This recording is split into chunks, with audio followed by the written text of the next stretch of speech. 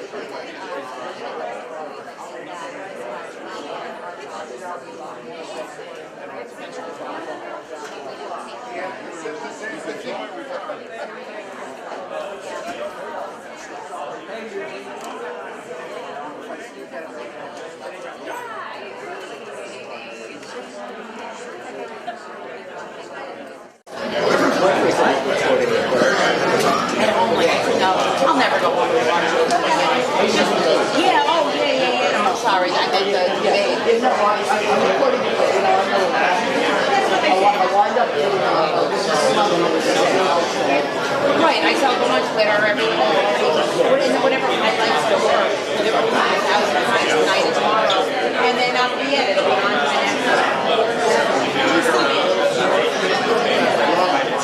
Not the ones I wanted to do.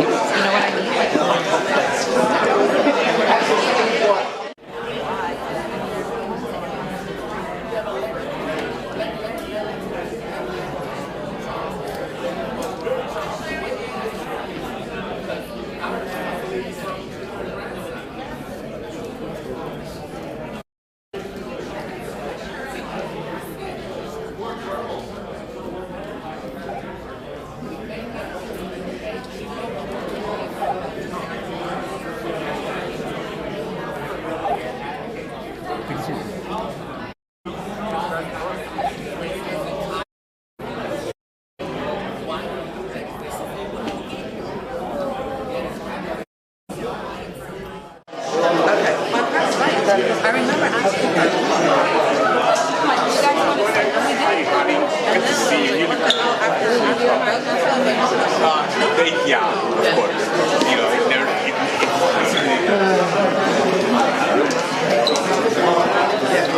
you had the baby? Your brother.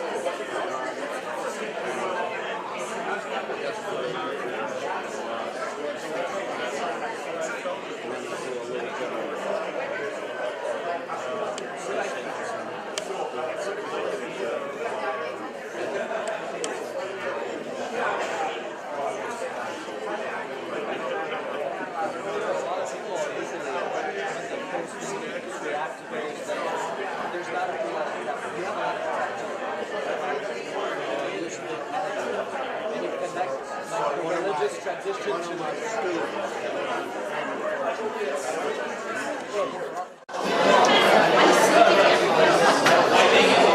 that day, they missed the same I want you to make some good shots for me tonight, all right? About to walk in.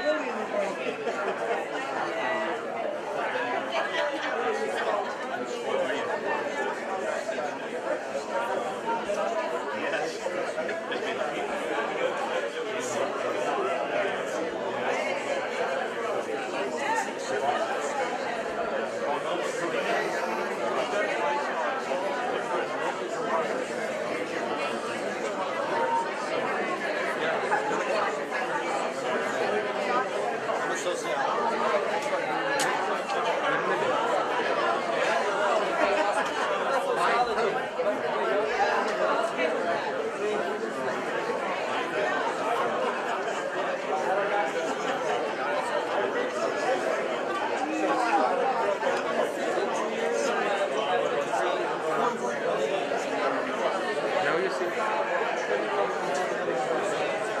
Poker.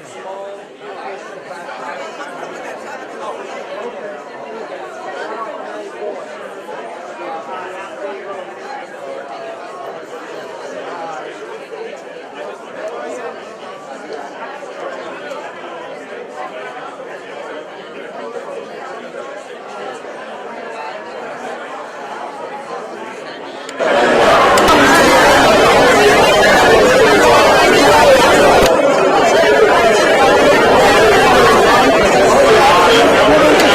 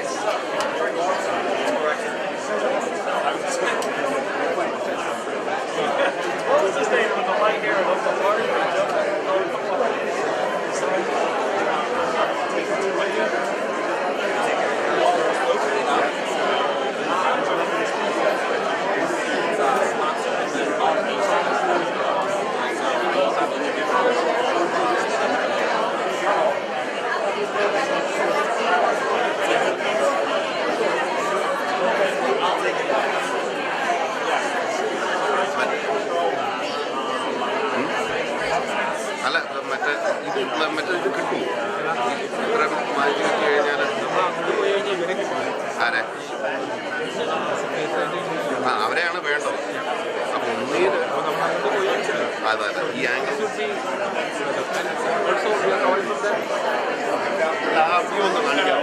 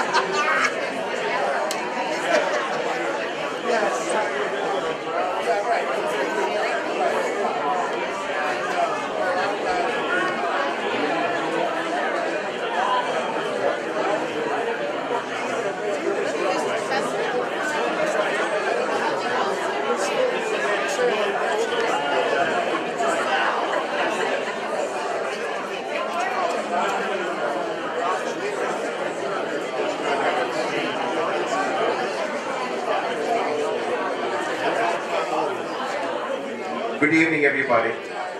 I would like all the candidates to come up to the stage. I'll get out of your way. Why, you don't want to see me? Okay. I'm not bald back there.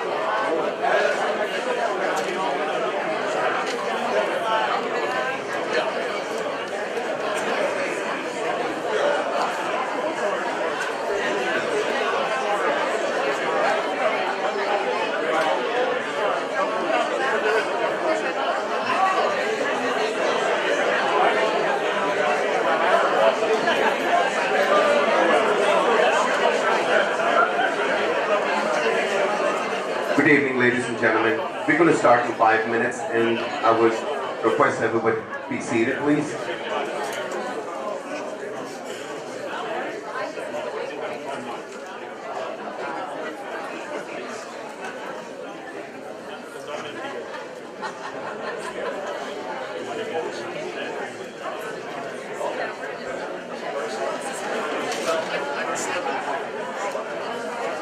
All candidates to the stage, please.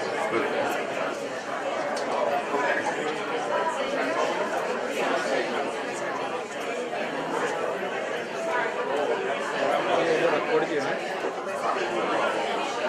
You Please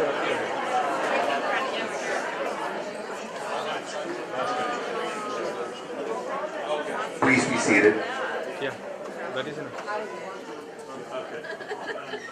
We're going to start right now.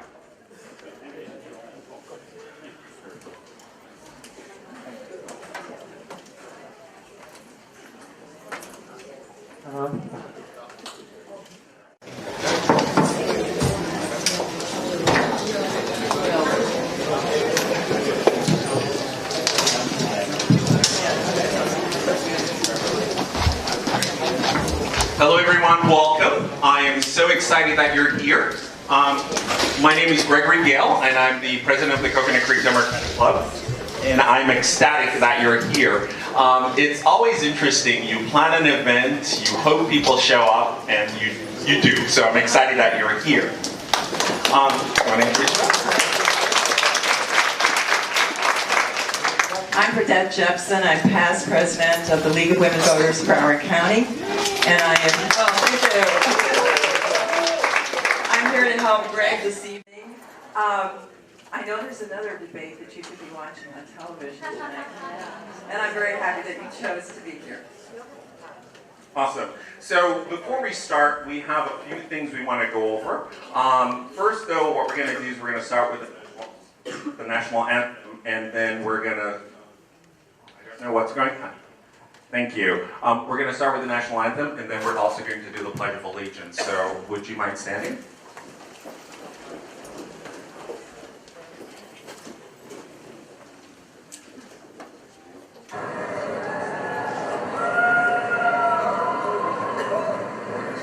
Oh, say, can you see by the dawn's early light what so proudly we hailed at the twilight's last gleaming, whose broad stripes and bright stars through the perilous fight o'er the ramparts we watched were so gallantly streaming, and the rocket's red glare, the bombs bursting in air, gave proof through the night that our flag was still there. Oh, say does that star-spangled banner yet wave?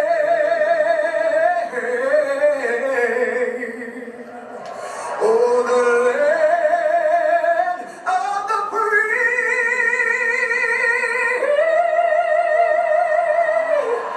and the home of the brave.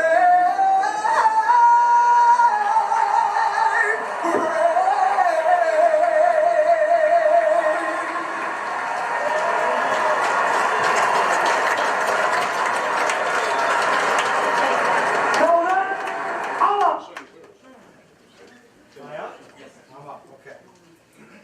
Greg usually asks the member's child to give this, and I'm not going to read anything into him asking me to lead the pledge. I pledge allegiance to the flag of the United States of America and to the republic for which it stands, one nation, under God, indivisible, with liberty and justice for all. Please be seated.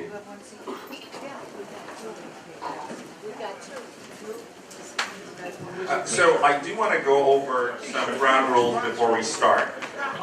First, I want to let everyone know that this effort was a joint activity with 8 Democratic clubs. And so, in the interest of time, may I have the club presidents and the representative of the clubs please stand so everyone can see them.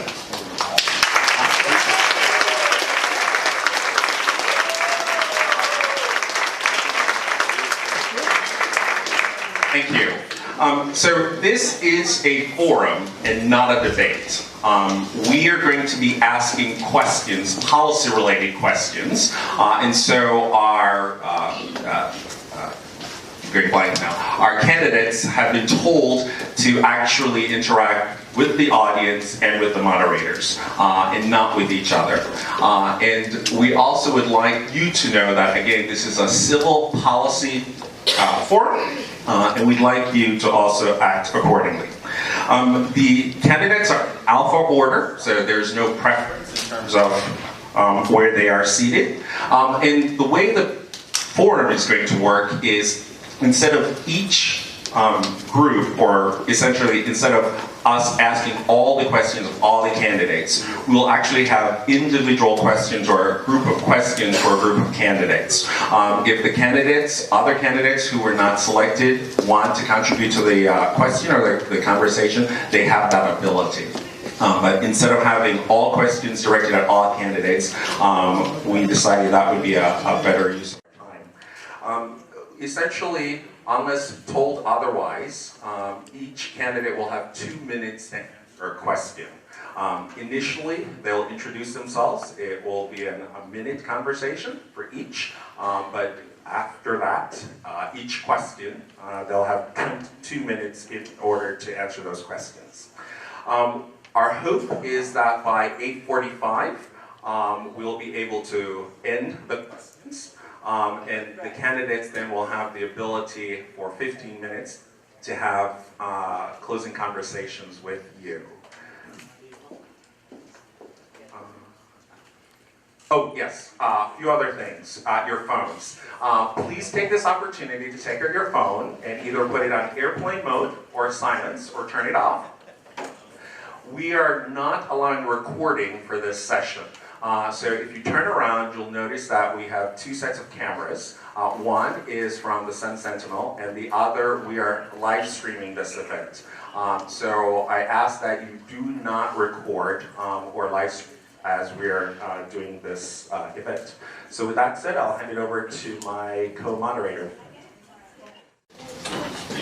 I'm very happy to be assisting Greg with this really important forum. This is a very important office.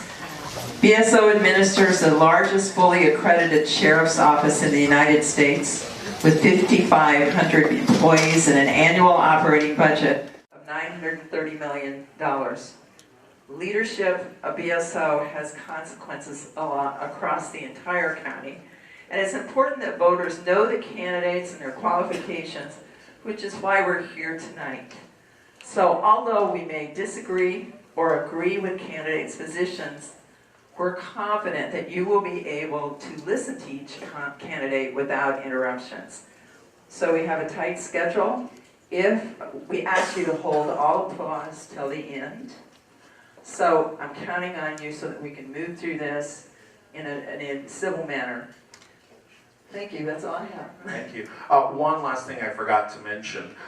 Members of the audience, you have the ability also to submit questions to our candidates. And Teresa in the back, she actually has clipboards with a form for you to complete. So at any time during this forum, if you have questions for the candidate, just go to Teresa and she'll have you fill out the form, give it to us, and then we'll be able to ask those questions. So, are we excited? Are we ready? Yes. Awesome. So, see, 7 o'clock, and we're starting on the dot. So, with that said, gentlemen, you will have 1 minute, again in alpha order. Would you mind introducing yourself? And you'll have 1 minute. Cliff, thank you so much. Will serve as our timekeeper, as well as Kathy, who will show you when you're about to end your time. So.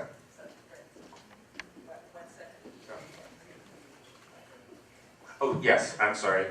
So please introduce yourself and include why you would like to be elected sheriff. So. And we can start with you, sir. Good evening.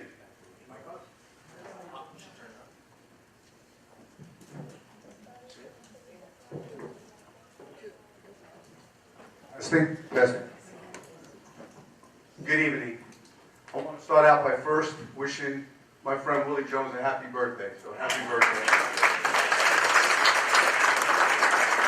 I want to thank my wife and my two boys, 2/3 of my triplets are here. I want to thank the club presidents for putting on such an important forum. And I want to thank the many voters in this room who have voted for me over 6 elections. I appreciate it. We live in the United States of America. And in the United States of America, our right to vote is everything. I was re-elected sheriff in the year 2016 and received almost 600,000 votes from Broward County. Broward County clearly wants myself and our administration to continue doing the things we were doing, community outreach, grocery giveaways, all the things that we've done, the training, the equipment we've distributed. 3 Republicans I want to talk about real quickly.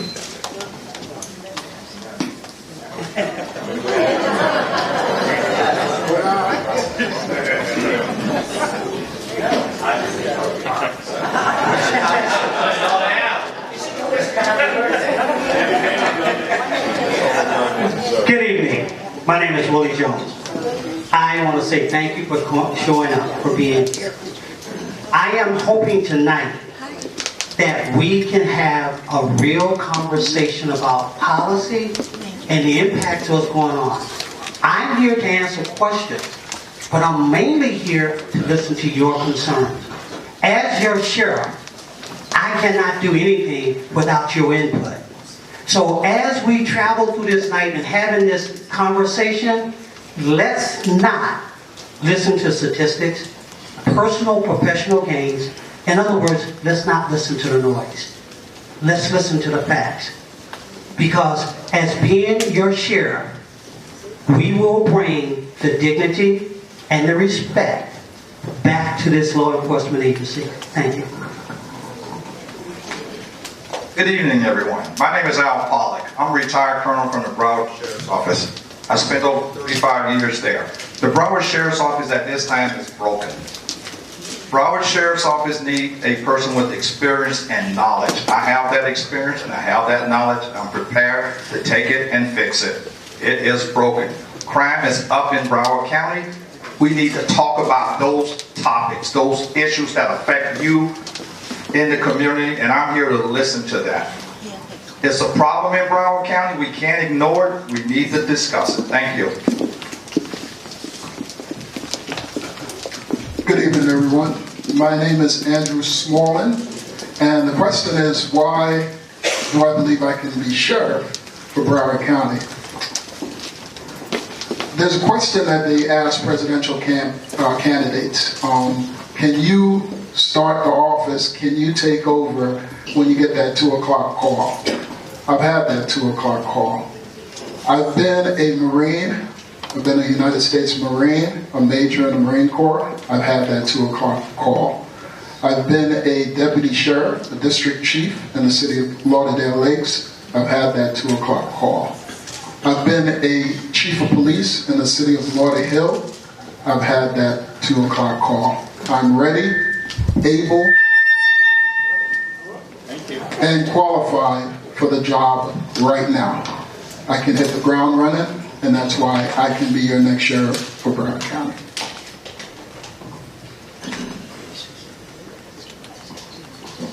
Good evening, everyone. I'm Sheriff Gregory Toney. Roughly 3 days ago marked my year in office, where I came in, and it was a huge blessing to be bestowed upon me to be the first African-American sheriff in 105 years. And one of the key things that I needed to do was promote from within, to bring the institutional knowledge into command staff, which has constantly been ignored from administration after administration. And because of that move, we've been able to introduce the most modern day technology into the agency, building a real-time crime center, instituting a training center, and being able to build out an Office of Emergency Management and introduce many things that rectify a lot of deficiencies that's been well documented over the last several years. And it's my goal to retain this office through your vote so that we continue on the path of progress and not repeat the mistakes of the past, where you have a documented reputation, a reputable account of affairs and things that we've accomplished that you can look at, things of substance. No more guessing. We're prepared, and I hope that I can win your vote.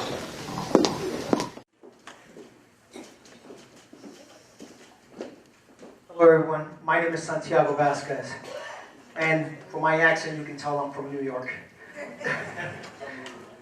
Ladies and gentlemen, I dedicated my life for 30 years serving my country and my county, and I will tell you, I will continue to serve you. I will tell you that I will give you 100% as I've done for 23 years with the Broward County Sheriff's Office. Ladies and gentlemen, it's very difficult. It is. But I will tell you, one of these people up here will be your Broward County Sheriff. And you have to elect a person that's going to make a positive note in our community. Someone that's going to make it sure that we have accountability, transparency, and honesty. And that's who I am. That's what I will bring to Broward County.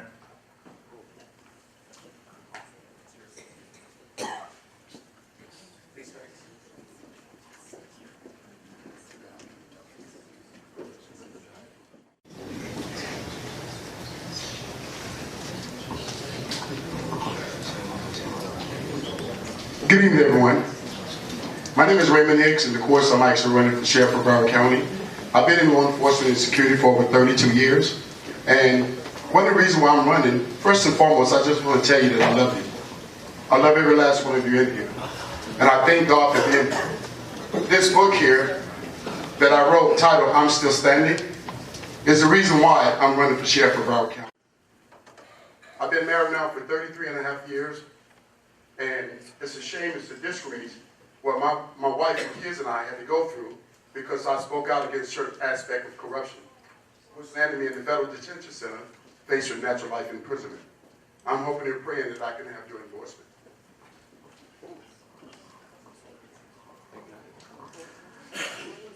So the first set of questions will be directed to Mr. Hicks, Sheriff Israel, and Mr. Jones.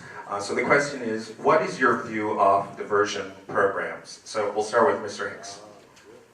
Well, first and foremost, we need a diversion program. And one of the reasons why I say we need that is because a lot of these people need rehabilitation. A lot of our young youth, men and women, who go through different crises and situations in life, you have to have some type of program in place in order to help these individuals identify who they are and where they're going in life. So I'm for the diversion program that I think former Sheriff Scott Israel implemented. And I just want to say that if you don't have a program in place that can help people identify who they are, how can you help someone? I can tell you for myself, the situation that I've experienced, what I've gone through in life, it's beyond you all comprehension. And I thank God that it took someone, pastors, leaders, my wife, my kids, some of my mentors, to say, Raymond, you know what? Don't give up. Keep fighting.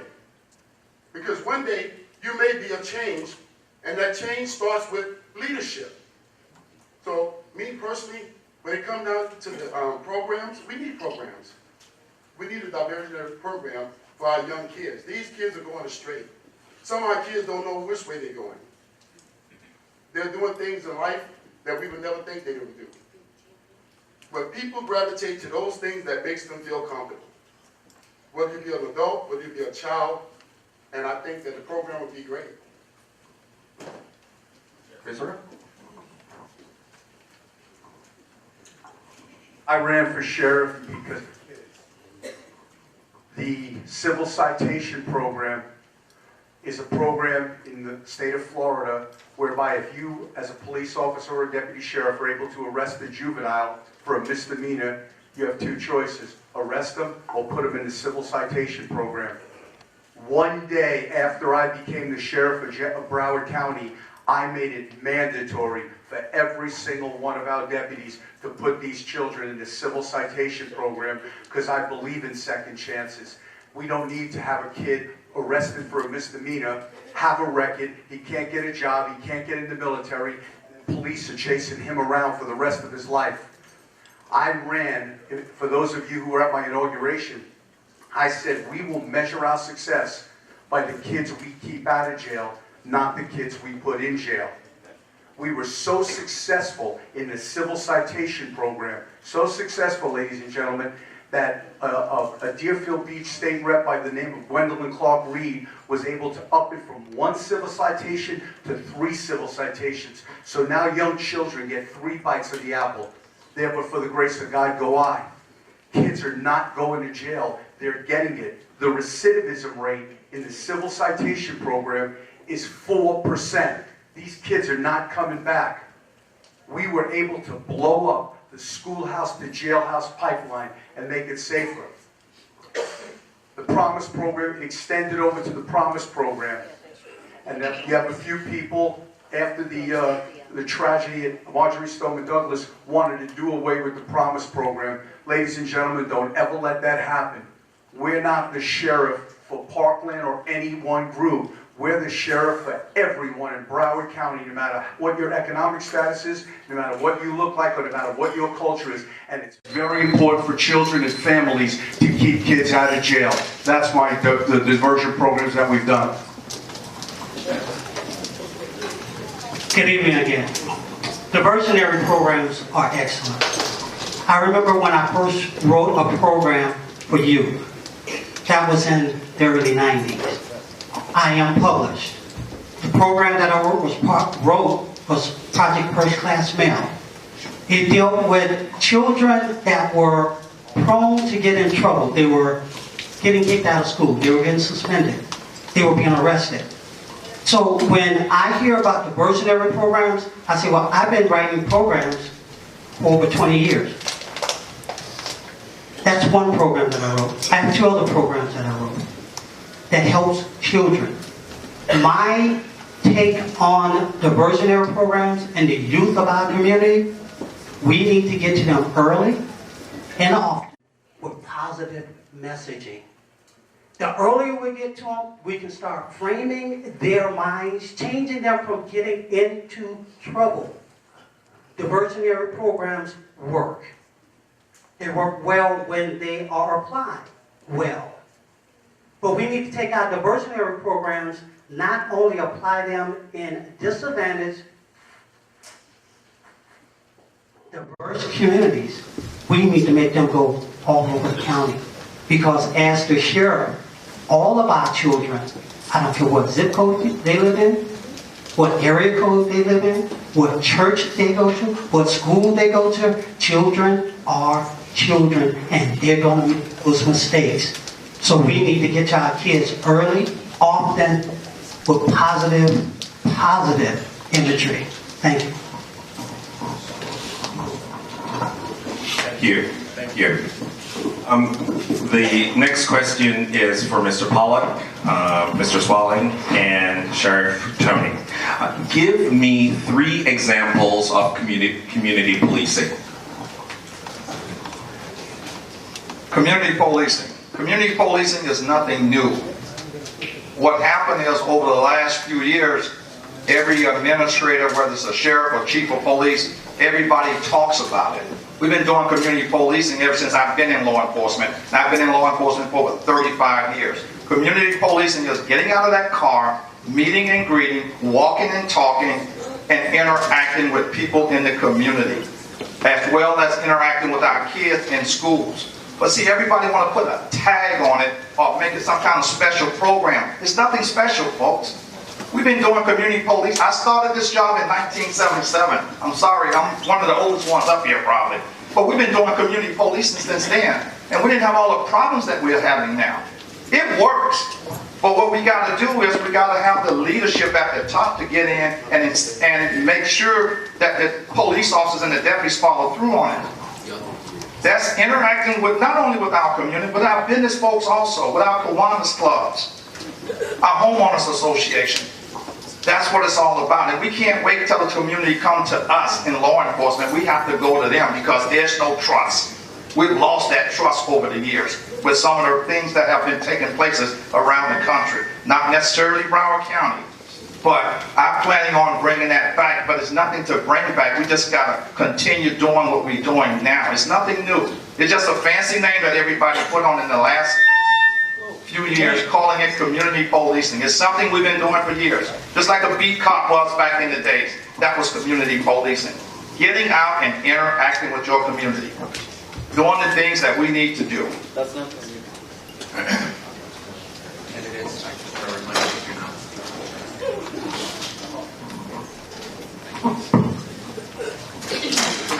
Community policing. The way I look at it, it depends on what community you serve, how you police that particular community. What works in Coconut Creek might not work in Deerfield Beach, might not work in Hollywood. It depends on your area.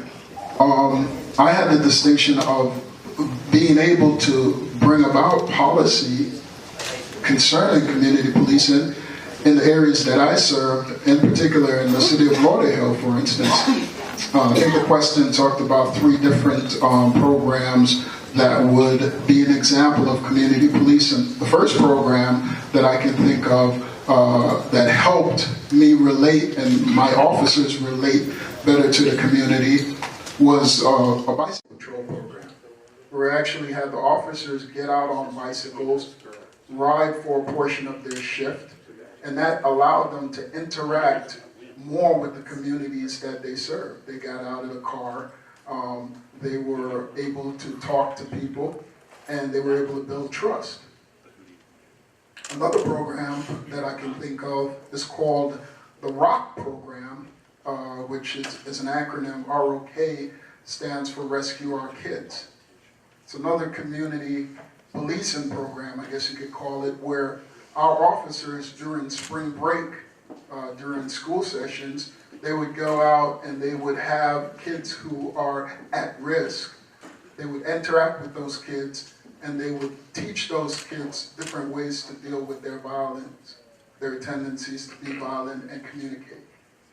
The third program that I can think of is the Citizens Academy, which is a phenomenal program where we have individuals from the community come in and actually see how the police department works in an 8-week program.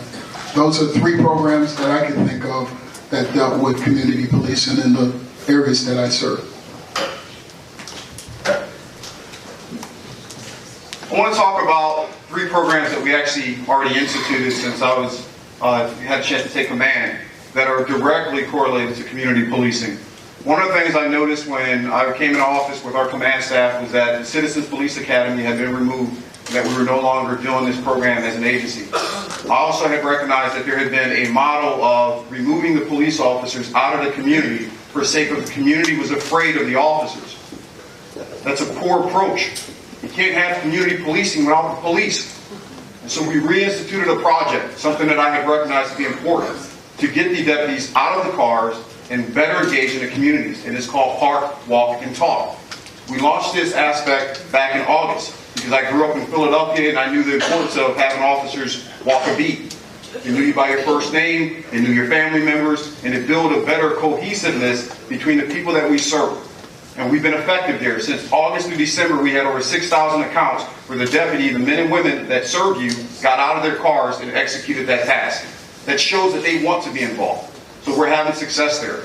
I also instituted something called our neighborhood support teams, where every single district now has a sergeant and deputy who's responsible for building a coalition of members, stakeholders, pastors, business owners, school teachers, so that we all have a better understanding about the specific needs of each and every one of the cities that I'm now responsible for managing and organizing. There was a comment made that what's different in Dania Beach may not work, and I agree with that. But those are some of the projects that we've instituted and that are active and we're having success. But the goal is to not become complacent, but to find more things to do, such as how we instituted $500,000 towards racial equity and implicit bias training so that we can reduce the conflict that's so often between some of our white deputies and our minority class in our communities. And we've taken on these roles, and our people, our men and women, are proud to do these things. And so it's my goal to keep that engagement and not remove the officers out of the community.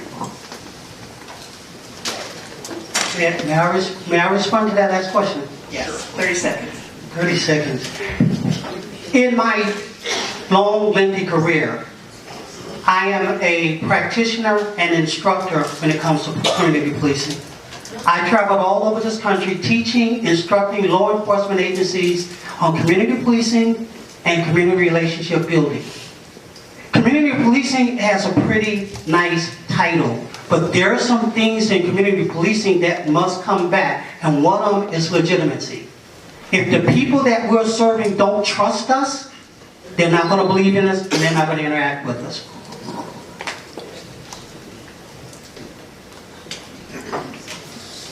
Ladies and gentlemen, that was a total mischaracterization of what I did with community policing. We certainly weren't afraid to put police officers in communities, but you all know not every police officer is officer friendly. Not every police officer wants to do community policing. We're not cookie cutters. So what I did is I created a community outreach unit. I took a person from the GLBT community and put them in one area, in the LGBTQ community. I would do the same with the Hispanic community, the Caribbean community. You want to put round plugs in round holes so people could connect. Not everybody wants to talk to a person with a badge and a gun, and that's what's not understood.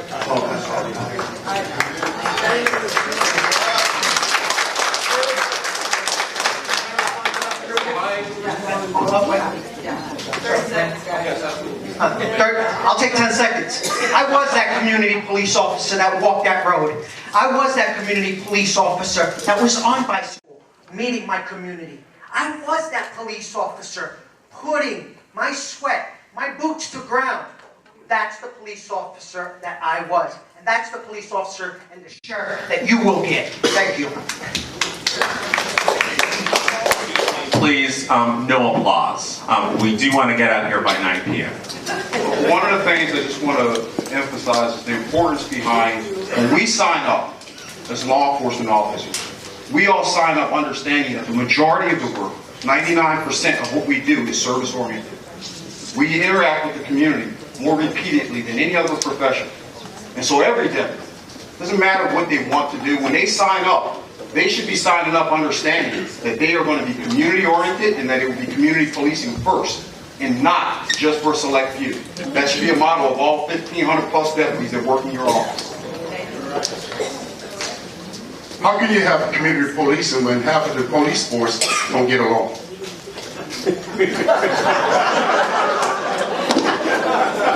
So I just want to say to you, I grew up in the hood. I grew up in the ghetto on 22nd and Sunrise Avenue in the Green Apartments, where they were stabbed and cut and my mother was shot. I was fascinated with law enforcement, and that's what pushed me into going into law enforcement. To get out of the hood, to have a better life, to do something that's positive. So I just want to say that when you talk about community policing, it starts from the top. It starts from leadership. Thank you. This question is for Mr. Vasquez, Mr. Hicks, and Sheriff Israel. There have been numerous complaints regarding human rights violations, raising the question of trust between the BSO and the community. So how would you address that issue specifically with the black community? Mr. Vasquez. Okay, I will tell you. In 1975, I saw the worst police beating ever. I saw my father getting beat by police officers. My father, a dark-skinned male. We're still having that today. Why? Because police work has not changed in decades. We need to have accountability. We have a great mission statement, a core values, but our leaders are not following it. That's what we need to make sure, that our supervisors going down will follow that. For our deputies to follow that. We need training, not only diversity training, but we need to pick people from our own communities to make sure that our communities look like our police officers. So ladies and gentlemen, I will say that it's important because you are the person that's going to put the sheriff up there. You are the person that's going to make the change. Let's make the change together. And I will tell you, if you make sure that you have accountability on your sheriff, he needs to have accountability on all of his deputies as well. Thank you.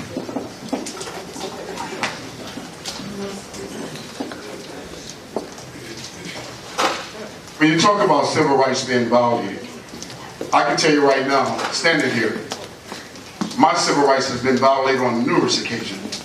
I've been arrested 3 times.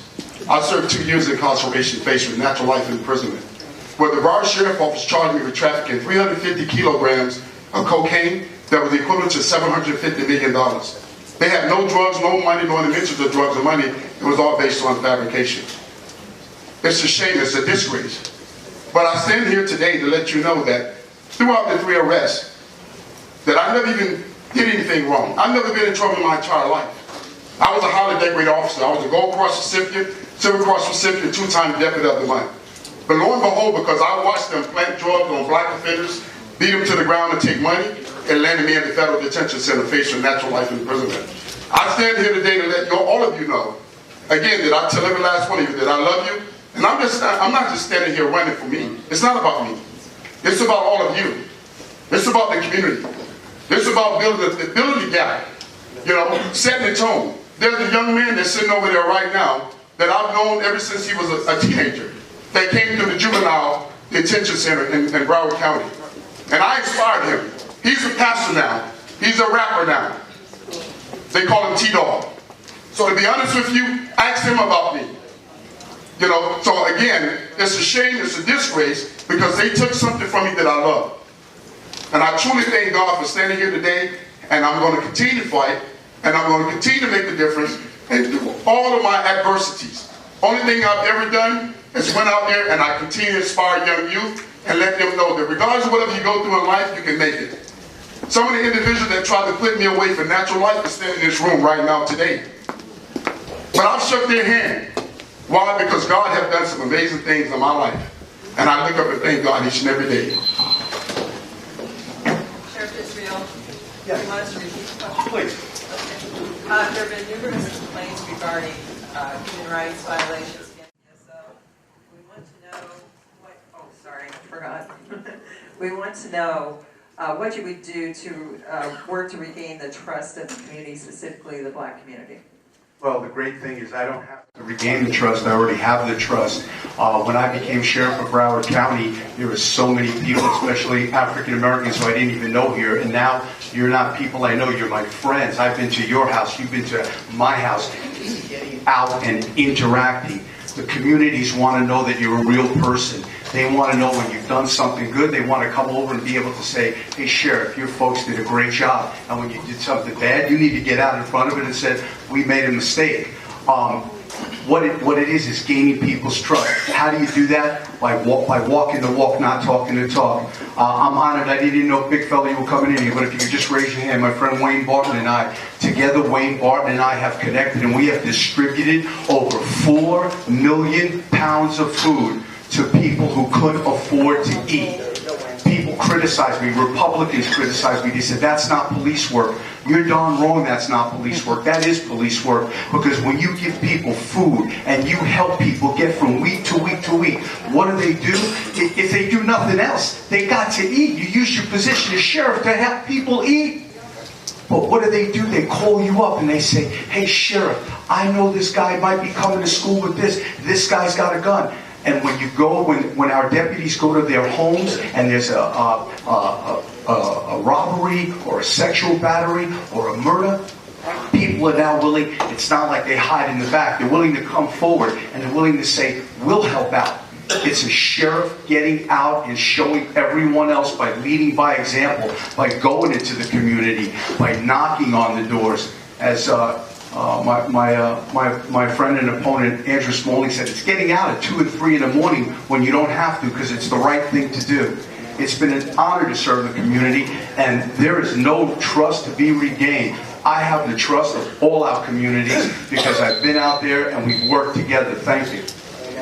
Sheriff Tony, you wanted 30 seconds? Yes, ma'am. I would like to speak about specifics and answer the question directly. One of the things we've done to engage and gain the trust of the minority community is hold people accountable and be transparent when we as deputies fail to perform our jobs in a noble and honest fashion. That required me to restructure our entire professional standards committee and hire a judge to make sure that we're looking at these cases much more objectively and we're not creating a blue wall. where the community can't trust us to hold people accountable when they violate the rights and slam young men facing to the ground. That's the checks and balance. You have to have the courage and fortitude to hold people accountable and take the actions necessary and not discount these type of behaviors. Thank you, Sheriff. Anybody else want? You already answered this one, but we have some people who want to respond that didn't get to speak. So, Mr. Jones. Was what would you do to stop civil rights violations? First thing, you teach the deputies what are civil rights and let them know it will not be tolerated when I'm the sheriff. Because many of our deputies, they don't do the federal teaching and learning, so many of them don't know what a civil rights is. So that's the first thing we must do, is teach them how not to violate civil rights. Thank you. Yes, Mr. Sorn. Thank you. When we talk about interacting with people, there has to be a mutual respect on both sides. A respect for the officers and deputies that are doing their jobs, and a respect for the people that they serve by those same officers. We talk about all the different things that can happen, training, giving out food, things like that, but it comes down to a basic mutual respect. Anyone else want to do 30 seconds? All right, thank you. This next question has to do with the interaction of BSO with other law enforcement agencies. What strategies would you implement to improve the relationship between BSO, Broward State Attorney, and Public Defender? Mr. Jones. Thank you. I'm going to have to lower that seat.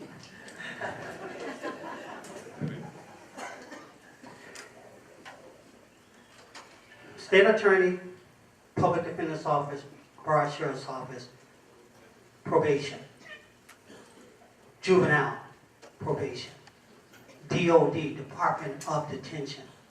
All those people are stakeholders from the government side. We have failed to include the very people that we are serving.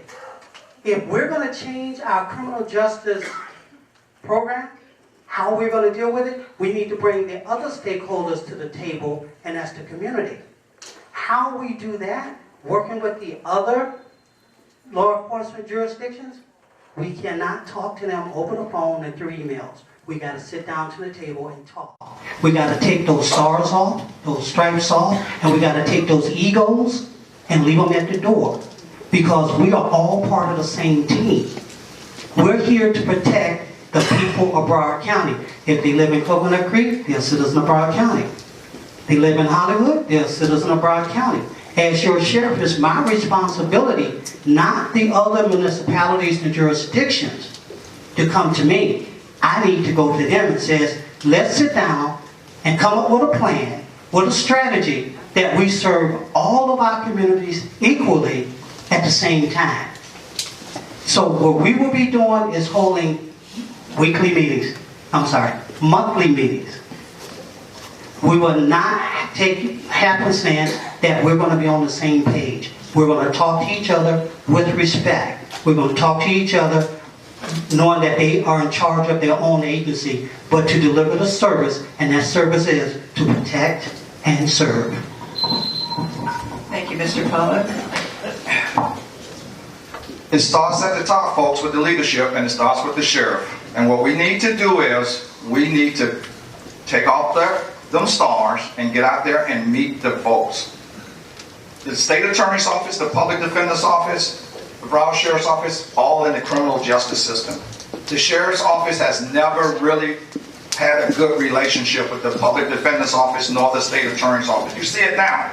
You see how how the Public Defenders is attacking BSO about things that are going on in the jail and all. That's because they don't have a relationship. You have to go out and meet people and talk to people. We need to tear down those barriers, not wait on the Public Defender's Office to come to us. And one of the things you do that by sitting down and talking. If we can't work with our own stakeholders, how are we going to work with the community? It doesn't work. We got to We got to put our egos aside. And we have to be and humble ourselves and go and sit down with whoever the new state attorney is going to be, whoever's going to be the new public defender, because we will have some new ones come January. And you've got to sit down and talk. We are doing the public a disservice by not doing that. Nothing happens but the same old, same old. We keep pointing the fingers at each other, and the community suffers by it. This is one of those 2 o'clock, 2 a.m. questions. You wake up, what do you do? As far as our interaction with other police agencies, I come from a world where I've been a chief of police here in Broward County. I've also been a district chief with the sheriff's office, and that gave me an opportunity to interact with other police agencies. As recently as 2015, I was sitting as a board member for the Chiefs of Police Association for Broward County, so I understand what interactions required. A number of these police chiefs throughout Broward County are contemporaries, friends of mine, who I don't have a problem picking up the phone and calling and talking to. That's how I would solve that problem of interacting with other police agencies. As far as what we do with the state attorney's office, the public defender's office, and the clerk, I believe it was? No? Public defender and the state attorney. We're living in great times. This year, we get to elect a brand new state attorney, a brand new public defender, and hopefully a brand new sheriff, which will be me. I've already talked. We can always wish, right? I've talked to each of those, most of those candidates that are running for those positions, and I've already found out what they're into, what they believe our criminal justice system should look like. That's a start. What, are we on the same sheet of music, or are we going to be fighting from day one? Let's all start on the same sheet of music, and this is the perfect time to do it. 2020. We're gonna see all 3 of those offices change. Thank you, Sheriff Israel. You wanted 30 seconds, please. To say that we never had a relationship with the public defender's office, it's actually offensive. If you've ever heard Gordon Weitz, our number 2 in the public defender's office, or Howard Finkelstein, our public defender, speak, they have commended me over and over and over for the integration of the Broward Sheriff's Office, the public defender's office. We have worked together to keep kids out of jail. To say BSO is broken is just so disappointing. And to have every member of BSO, past and present, be out there and have to listen to someone say this agency's broken. I apologize to you men and women. You deserve better than that. Thank you, Sheriff. Sheriff Tony. Let's talk about some realities about the nature of the question. There has always been a broken level of communication with the public defender's office, the state attorney, as well as the sheriff's office. And it has been a byproduct of politics. We've allowed these positions of leadership to become political posts, and they're professional posts. A professional state attorney, a professional public defender, a professional sheriff who understands, although we are all part of the criminal justice system designed to be adversarial in nature, we're here to represent Broward County. And so one of the things I've done was break down these walls and not send a number 3 or 4 in these meetings, but demand to meet with the public defender, meet with the state attorney, and talk about the issues that are important for this community, not just for your office, but the overall community. That is a part of this, what some of these men are talking about when it comes to the system being broken. But as we come into a new election cycle, pay attention to the candidates, because this is a 3-pronged process of importance. If you put a good sheriff in place by retaining me, if you bring in a state attorney who doesn't understand the importance of that relationship, or a public defender, we are destined to repeat that cycle. Because you can't have one person sitting at the table and the other 2 not willing to show up. Thank you. Yeah, thank you. Okay, did you want to comment? Yes. Mr. Hicks. When you're talking about building a coalition between the state attorney's office, the Broward Sheriff's office, again, I want to say to you that I reached out to the sheriff of Broward County on numerous occasions. He said to me, Ray, every man and woman that was associated with your case should be arrested. Every last one was promoted to a higher rank, and they still work at the Broward Sheriff Office to this day. And furthermore, I went to the state attorney. He said, that never crossed my desk. You was arrested for what? So, again, you have to build a coalition between law enforcement and the state attorney's office. So, according to the FBI 2000 crime stats, Florida ranks 3rd in the nation in the use of firearms in robberies. It outranks states Pennsylvania, Maryland, Illinois, Michigan, etc. Why? And how can law enforcement agencies address this issue? This question is directed to Sheriff Israel, Mr. Jones, and Mr. Smalley.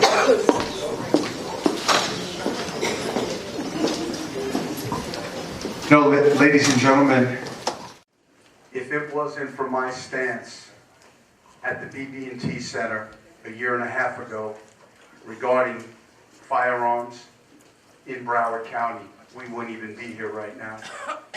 I stood up for this community. I stood up for the children of Broward County. And I said, we need sensible gun control. We need to keep guns out of the hands of children. We need to keep guns out of the hands of convicted felons. When a person is mentally ill, and we understand, we all know somebody fighting those demons. But ladies and gentlemen, my fellow Democrats, when we know someone is mentally ill, while they're healing, we need to keep guns away from them for the protection of the rest of society. We need a sheriff who doesn't care what the NRA says, who doesn't care what anyone else says. You elected me. I never made one decision or did one thing in what was in the best interest of getting me reelected, and you know that. Every decision I made was what's in the best interest of the Democrats who elected me in the first place. You want guns away from children. We don't need 30-round magazines. Rifles, military rifles, there's 2 types of people who should have military rifles. The military and police. These are the things we need to do. These are the things I have done. I've been there for you. I've spoken for you. I've been the voice of the community, and that's why you're going to re-elect me. I'm honored to be here tonight. Thank you.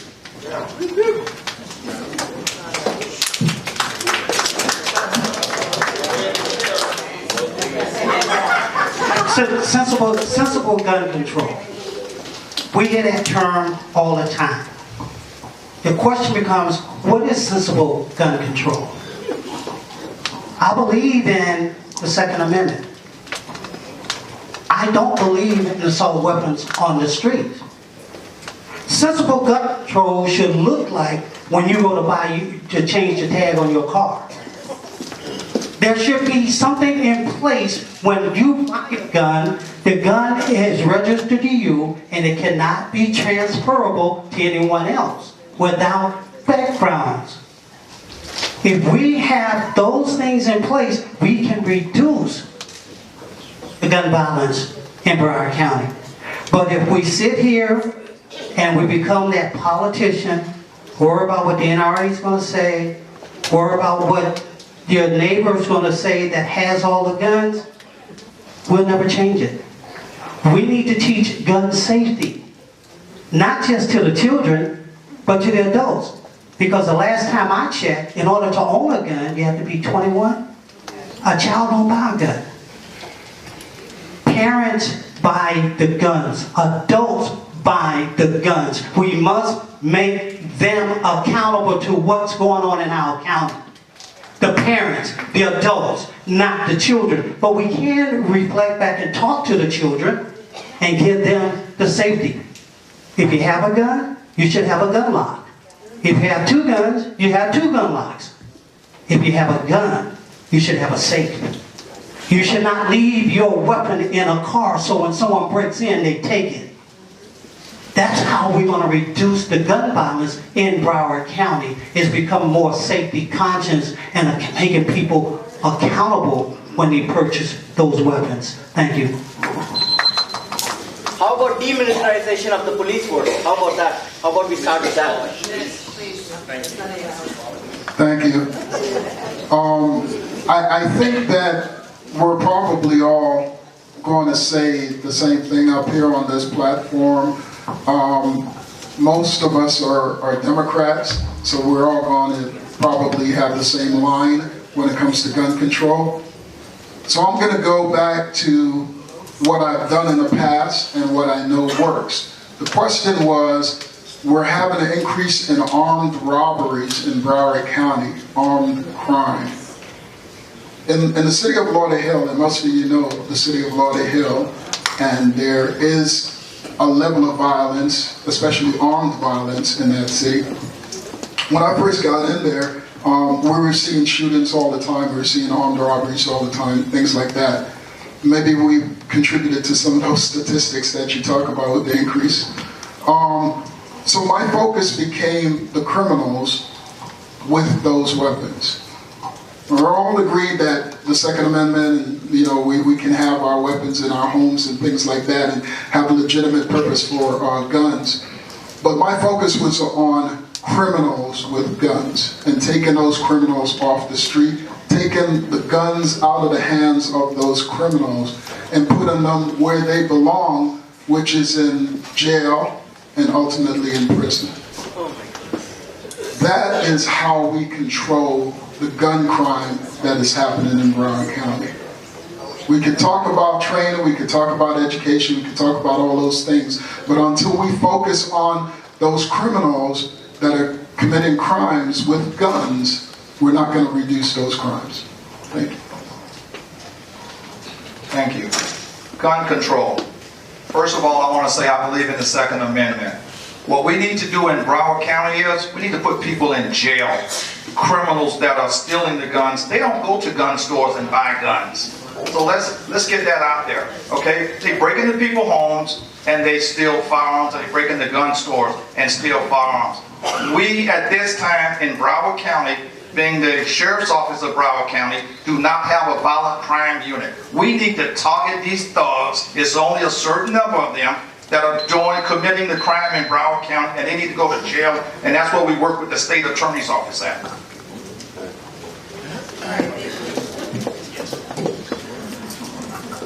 All right, this question is for Sheriff Tony, Mr. Vasquez, and Mr. Hicks.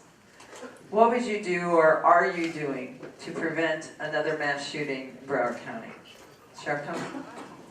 One of the core reasons on which I was selected when I was interviewed, it was amongst 3 candidates, to come back was because of the level of expertise I had built up over the years in preparedness for active shooters. Helping design and write the protocols at Coral Springs that helped save 14 kids on that tragic day. And it was clear when I came in that the training principles and practices were grossly outdated. We were training every 3 years on a fundamental skill that degrades, and we needed to do it annually. And the way I was able to do that was to build out a much more robust training unit, expanded it from roughly a half a dozen to now 25. We did that with the current budget that was in place. I also went up and built relationships with all our federal partners and brought their skills down here, from the FBI to Homeland Security. And we went from an agency that was somewhat behind in practices to being the top trained agency not only in Broward County, not only in the state of Florida, but now here in the United States. We also looked very closely at the 2 failures we had, both at the airport in Stoneman Douglas, which have repeated patterns of incident command structure failing, where we are unable to unifiedly work with both fire rescue services, communication, and law enforcement. And we work with FEMA with designing now the national model for what incident command structure should look like. We also put in funding and reallocate funds towards equipment that's essential for saving lives. Our deputies did not uniformly have rifles in this type of setting. We spent over $2 million to get the rifle system together. We outfitted and created the whole real-time crime center to make sure we no longer guess about issues that are occurring in our schools. And we just broke ground at the end of December on a $30 million training center that has been discussed for numerous years. These all things were done in less than a year. And we're continuing to move on, but the core thing now is to make sure that we sustain this type of training and become more creative about what technologies, equipment, and training platforms can be introduced into this agency. Mr. Vasquez. Thank you. We need training. That's number 1. I will tell you, First of all, my condolences to all the victims that lost loved ones during that day and every day here in Broward County. And we can't forget them. That's the first and foremost. Second thing is that we need to train not only our police officers, but our teachers. Our teachers don't have the proper training themselves for mass shootings. They need that training. They need the police officers to have that training. They need members of the community as well to get training on that. Everybody has to have that open communication, because if something happens, we need to be ready for it. We can try to prevent it, but when you go to the airport, you can't. You can't prevent it. It happens in a split. I'm sorry, it happens in a split of a second. But what we can do, what we can do, if we can have law enforcement ready, civilians knowing what needs to be done, and actually go out there. So when something does happen, we can talk to our children, we can talk to our neighbors, have a certain element where we can say, okay, there's a problem here. And if we know that someone actually stopped a threat, let's reward that person. You know what? Because that will also help our own community to make faith and talk to the police officers and talk and file that complaint or that issue. So thank you very much.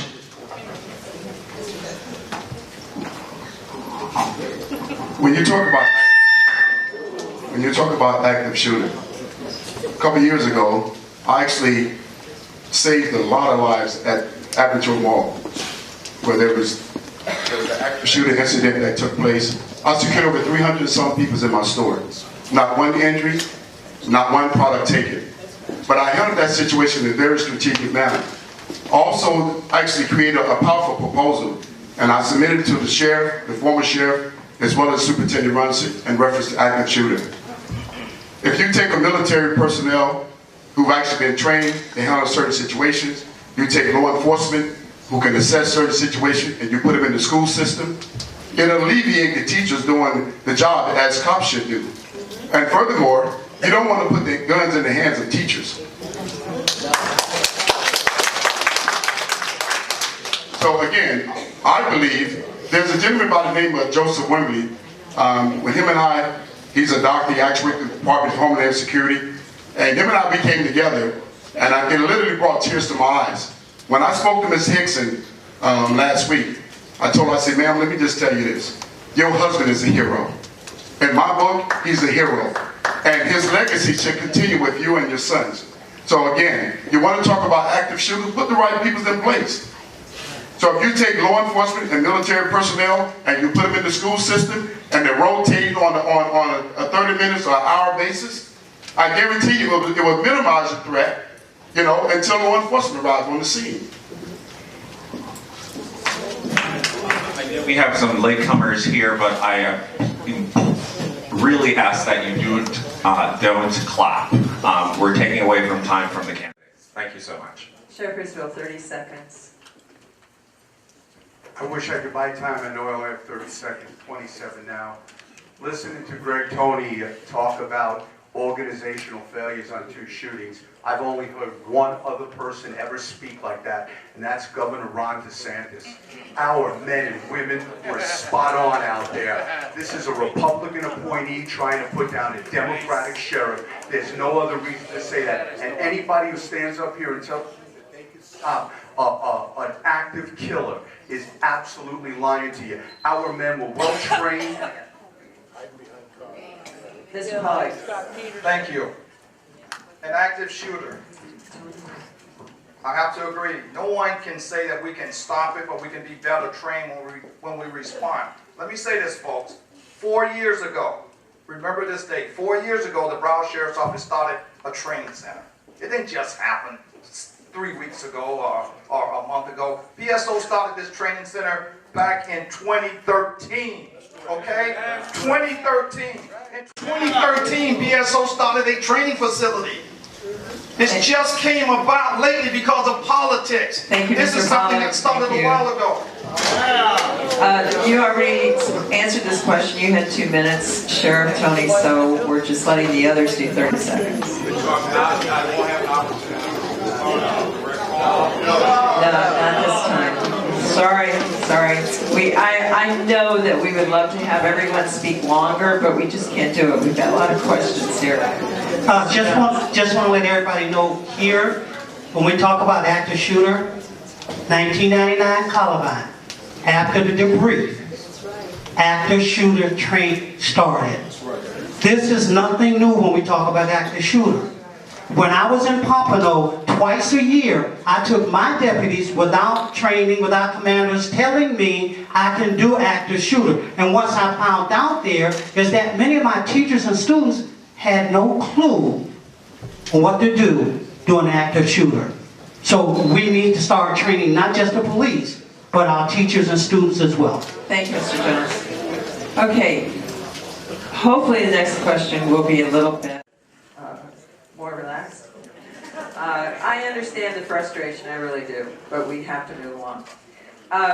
This one is for Sheriff Israel first, Mr. Jones second, and Mr. Pollack. What are your views on body cams for law enforcement officers and for BSO specifically? I brought body cameras to Broward County. Sheriff, the mic. Sorry, ladies and gentlemen. I brought body cameras to the Broward Sheriff's Office. I wanted command staff, citizens, government, state attorneys, and public defenders, our community, to see what body cameras revealed. We hear the Coral Springs Police Department did this at Parkland, at Stoneman Douglas, and this at Parkland at Stoneman Douglas. Do we really know what they did? No one over there had the vision to bring body cameras, so now they say they did whatever they wanted to do, and we don't know. And you know that's the truth. One day, Pastor Jackson is in the house, Mr. Vicente Thrower's in the house. We had a shooting in Pompano, Lauderdale Lakes, I apologize, Lauderdale Lakes. I got a hold of Mr. Edison Jules who's in the house, and we were able to show body camera footage on the 6 o'clock news. When we showed that body camera footage on the 6 o'clock news, the community calmed down. You know that, Edison. They saw what actually happened. Body cameras let us see inside, under the hood. You can't say something happened if it's on body camera. I saw a former deputy at Stoneman Douglas, didn't go in. You talk about a sheriff taking immediate action. I suspended him without pay the day I saw that video. You're darn right I support body cameras. I brought them to this county. Mr. Jones. Thank you. This is really an easy question. The question stands, either you believe in body cams or you don't. Body cam is part of the 21st century better practice, police practices. And if you know what the best practices in police, you move to the technology. But body cams are made not just to show people what's going on. It's to tell them. We know what's been happening in the communities, but now we have the visuals. Body cams is to keep everybody in check, and not only the police. It also keeps the public in check. So we just can't train and put policies for police. We need to train and put policies in place for citizens. So we all are playing off the same sheet of music. Yes, body cams are needed, and I support it.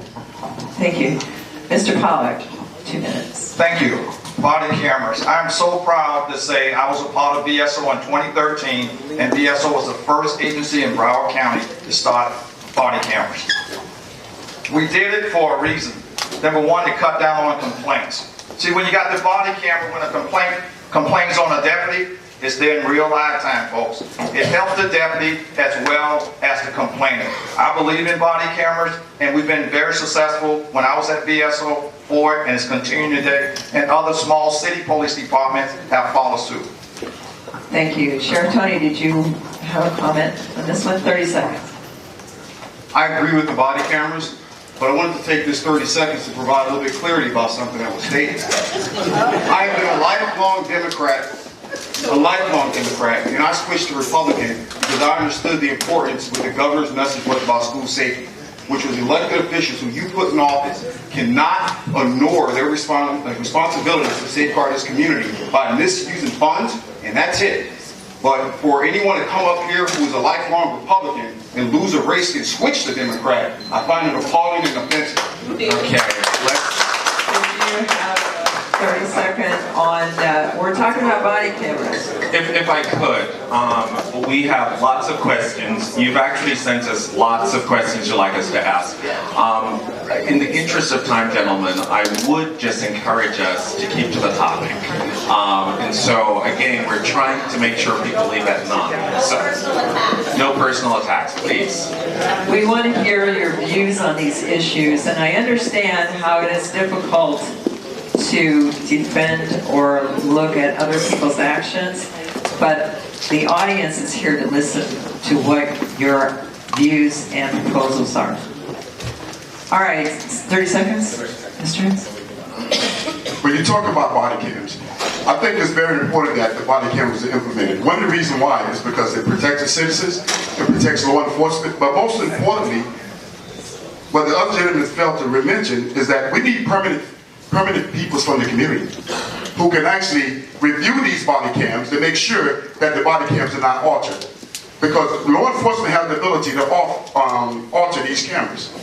So if you're going to implement cameras, make sure that it's done correctly. Take some people from the community, some of our top leaders, and have them actually look at the video cam before they're being altered. Thank you.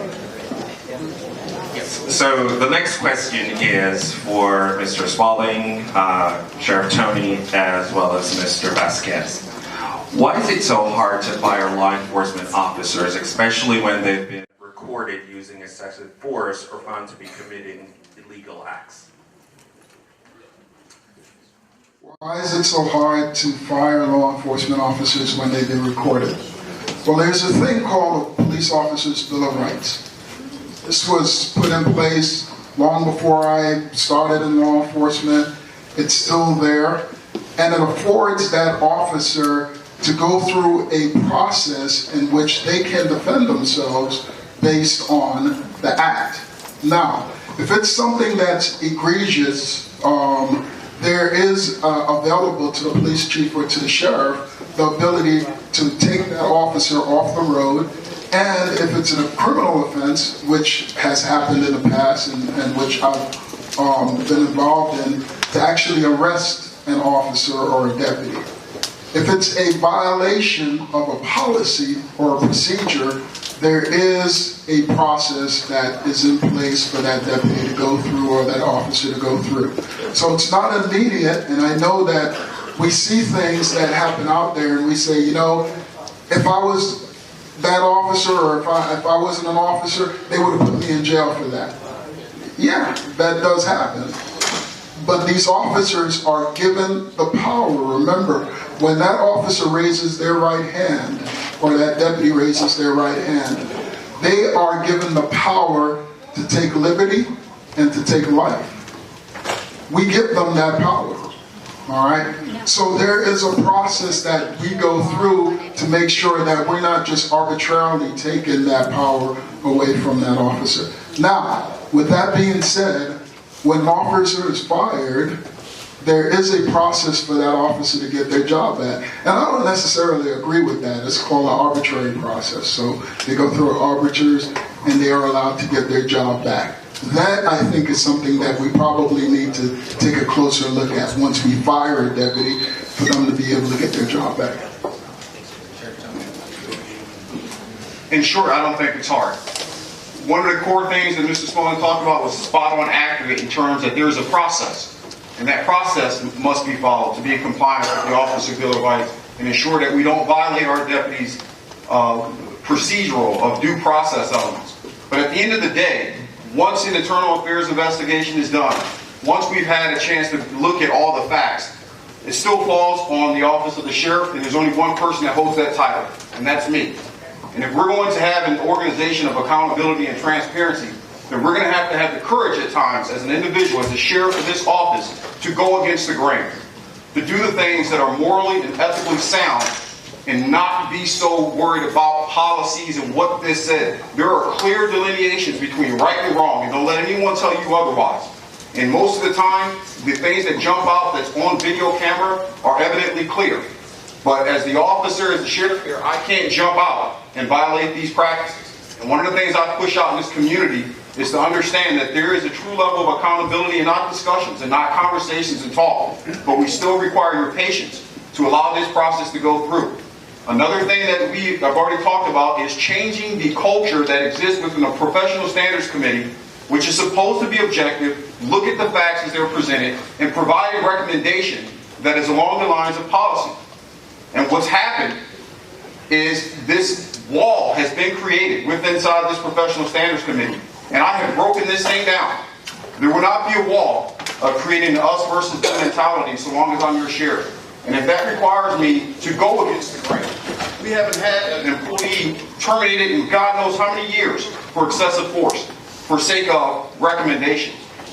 The sheriff has the latitude and the authority to execute the standards for which his deputies are supposed to operate, and that goes beyond any policy. That is a moral code that we all should recognize.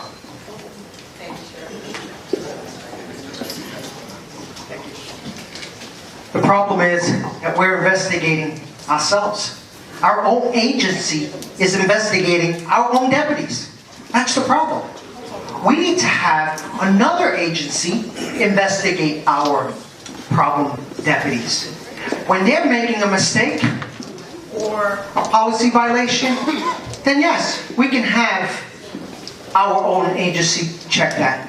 But when we have a deputy or one of our civilian employees, anyone, doing any criminal acts, we need to make sure that, number one, we bring this straight to the state attorney's office, that we make sure that another agency, besides us, investigate our own deputies.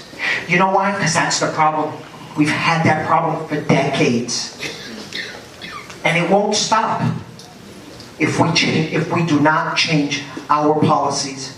We need to make sure that our professional compliance is made up by people like you from the community as well to investigate our police officers. Yes, they do have a Bill of Rights. And yes, I will follow that with them. But if they make a mistake, they need to get prosecuted like anyone else. Thank you. Thank you.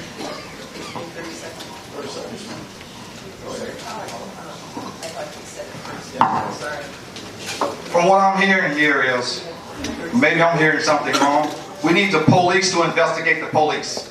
Okay? That's what I'm hearing.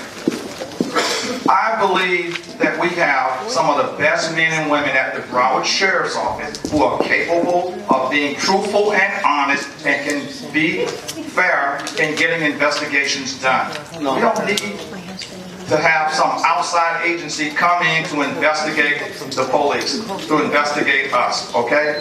And if you have a problem, all we have to do is refer to the state attorney's office because we use them anyway as a clearinghouse. That is totally ludicrous. I'm going to tell you why. It's because I'm standing before you right now to tell you that I brought to the administration attention in reference to a lot of different things that transpired within the Broward Sheriff's Office, and it cost me literally my life. To this day, I'm constantly being harassed on a daily basis. Just the other day, just yesterday, you know, somebody from the Broward Sheriff's Office stalking me, following me everywhere I go. This has been going on for 19 years now. I've been bringing this situation to everybody's attention. No one seemed to want to do anything.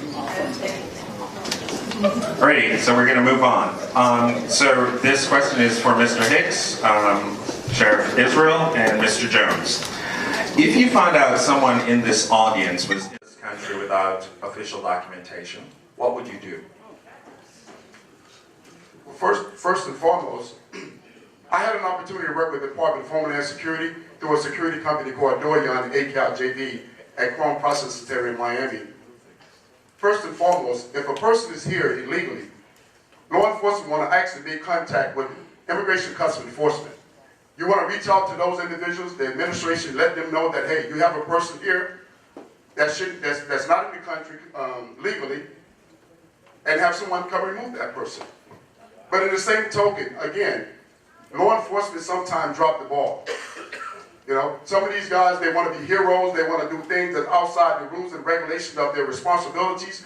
But again, if it's me, I will actually make contact with the top administrator with Immigration Customs Enforcement, let them know that there's a person here that's illegal, and have them have an agent come out and extract that person and take them through the normal process. Can you repeat the question, please? Question is, if you found out someone in the audience was in this country without documentation, official documentation, what would you do? Not a darn thing. If a person is here illegally and they commit a crime, I treat them just like any other American citizen who committed a crime. If they need a traffic ticket, they need a traffic ticket. If they need to get arrested, they need to get arrested. We don't enforce immigration laws. We are the Broward Sheriff's Office, not Customs, not INS. That's not our job to do. We have to comply with the law.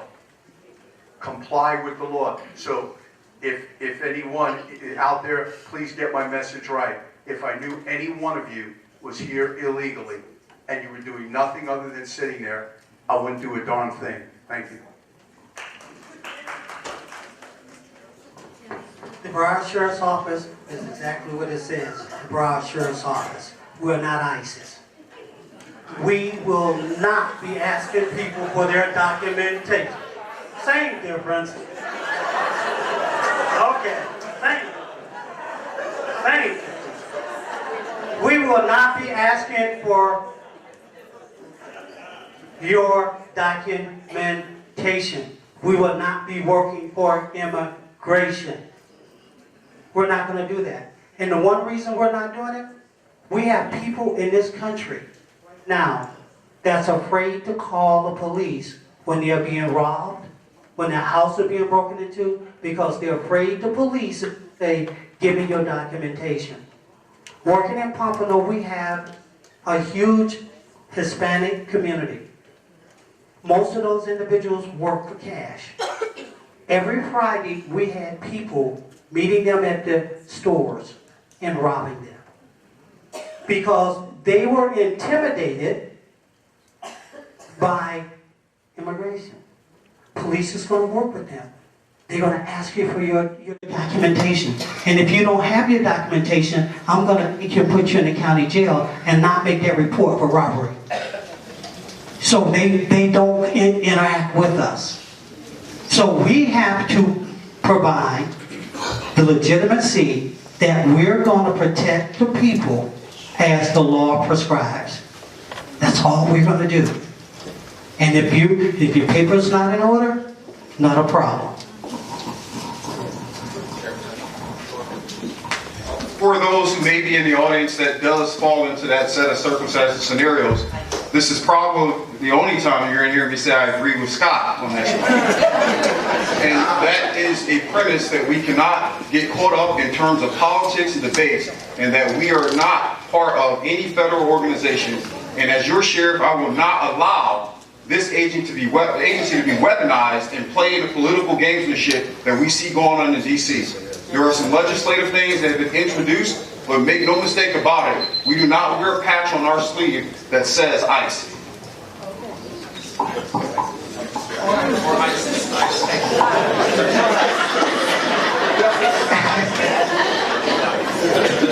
And I will tell you, as a Latino, we get picked on a lot when it comes to ICE. Okay? And I will say, someone that came into this country that had no documents, I made her my daughter.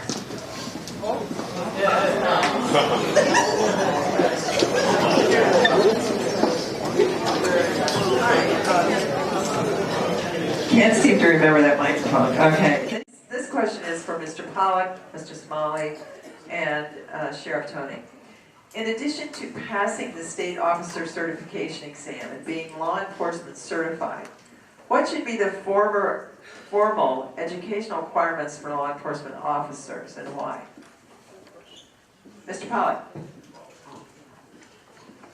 One of the things that are going on now is currently police officers, when they come on board, they go through an academy for about 23 weeks.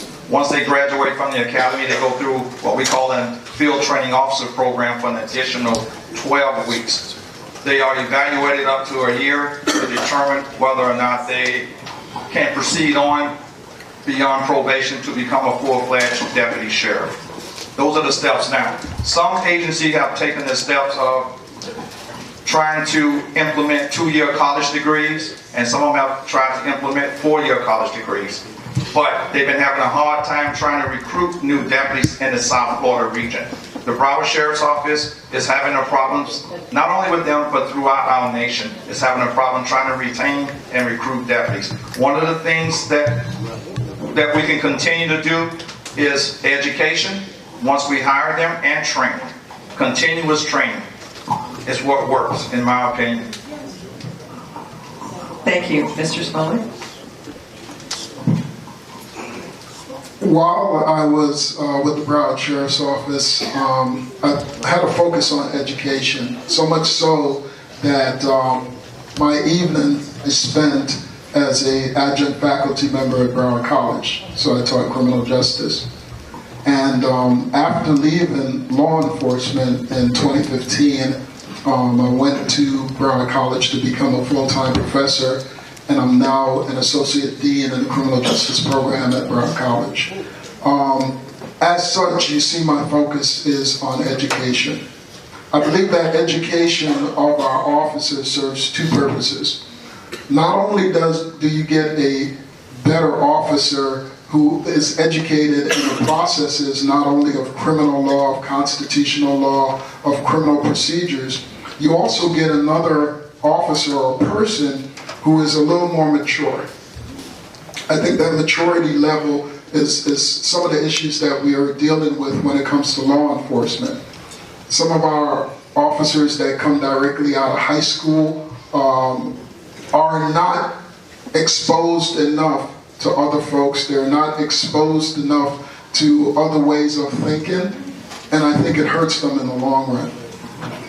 Education is one thing. I also am a military veteran, and I also believe that being a military veteran also helps that person to be exposed to other things, to other people, to other situations, and betters that person be a more diverse and a more effective law enforcement officer. Education, military experience, maturity, I think those things add up to a better deputy or a better officer. Thank you. Sheriff Tony. I too kind of have a similar background with Mr. Smalley. I've been an adjunct college professor for over a decade now. I went to graduate school, worked towards a doctorate, and have been in the educational platform for a long time, hence why I was able to do a lot of training programs and create them on my own, creating lesson plans. And one of the things that's been expressed here is true. There's a minimum standard that's required at the state level to become a law enforcement officer.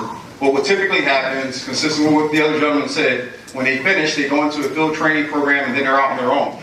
Well, what are we doing in terms of continuing education on those issues and performances that are very important? What do I mean by that?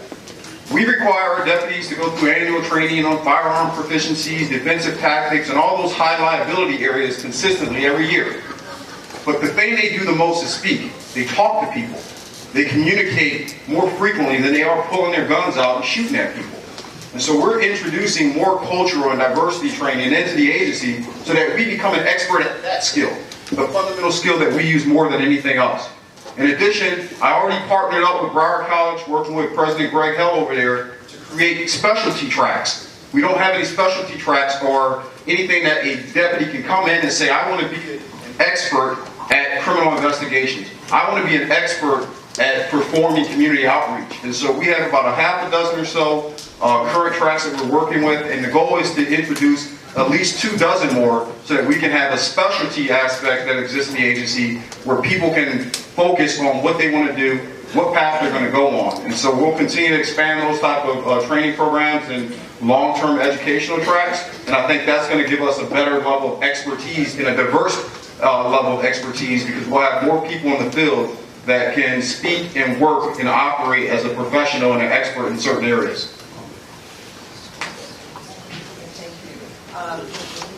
Okay.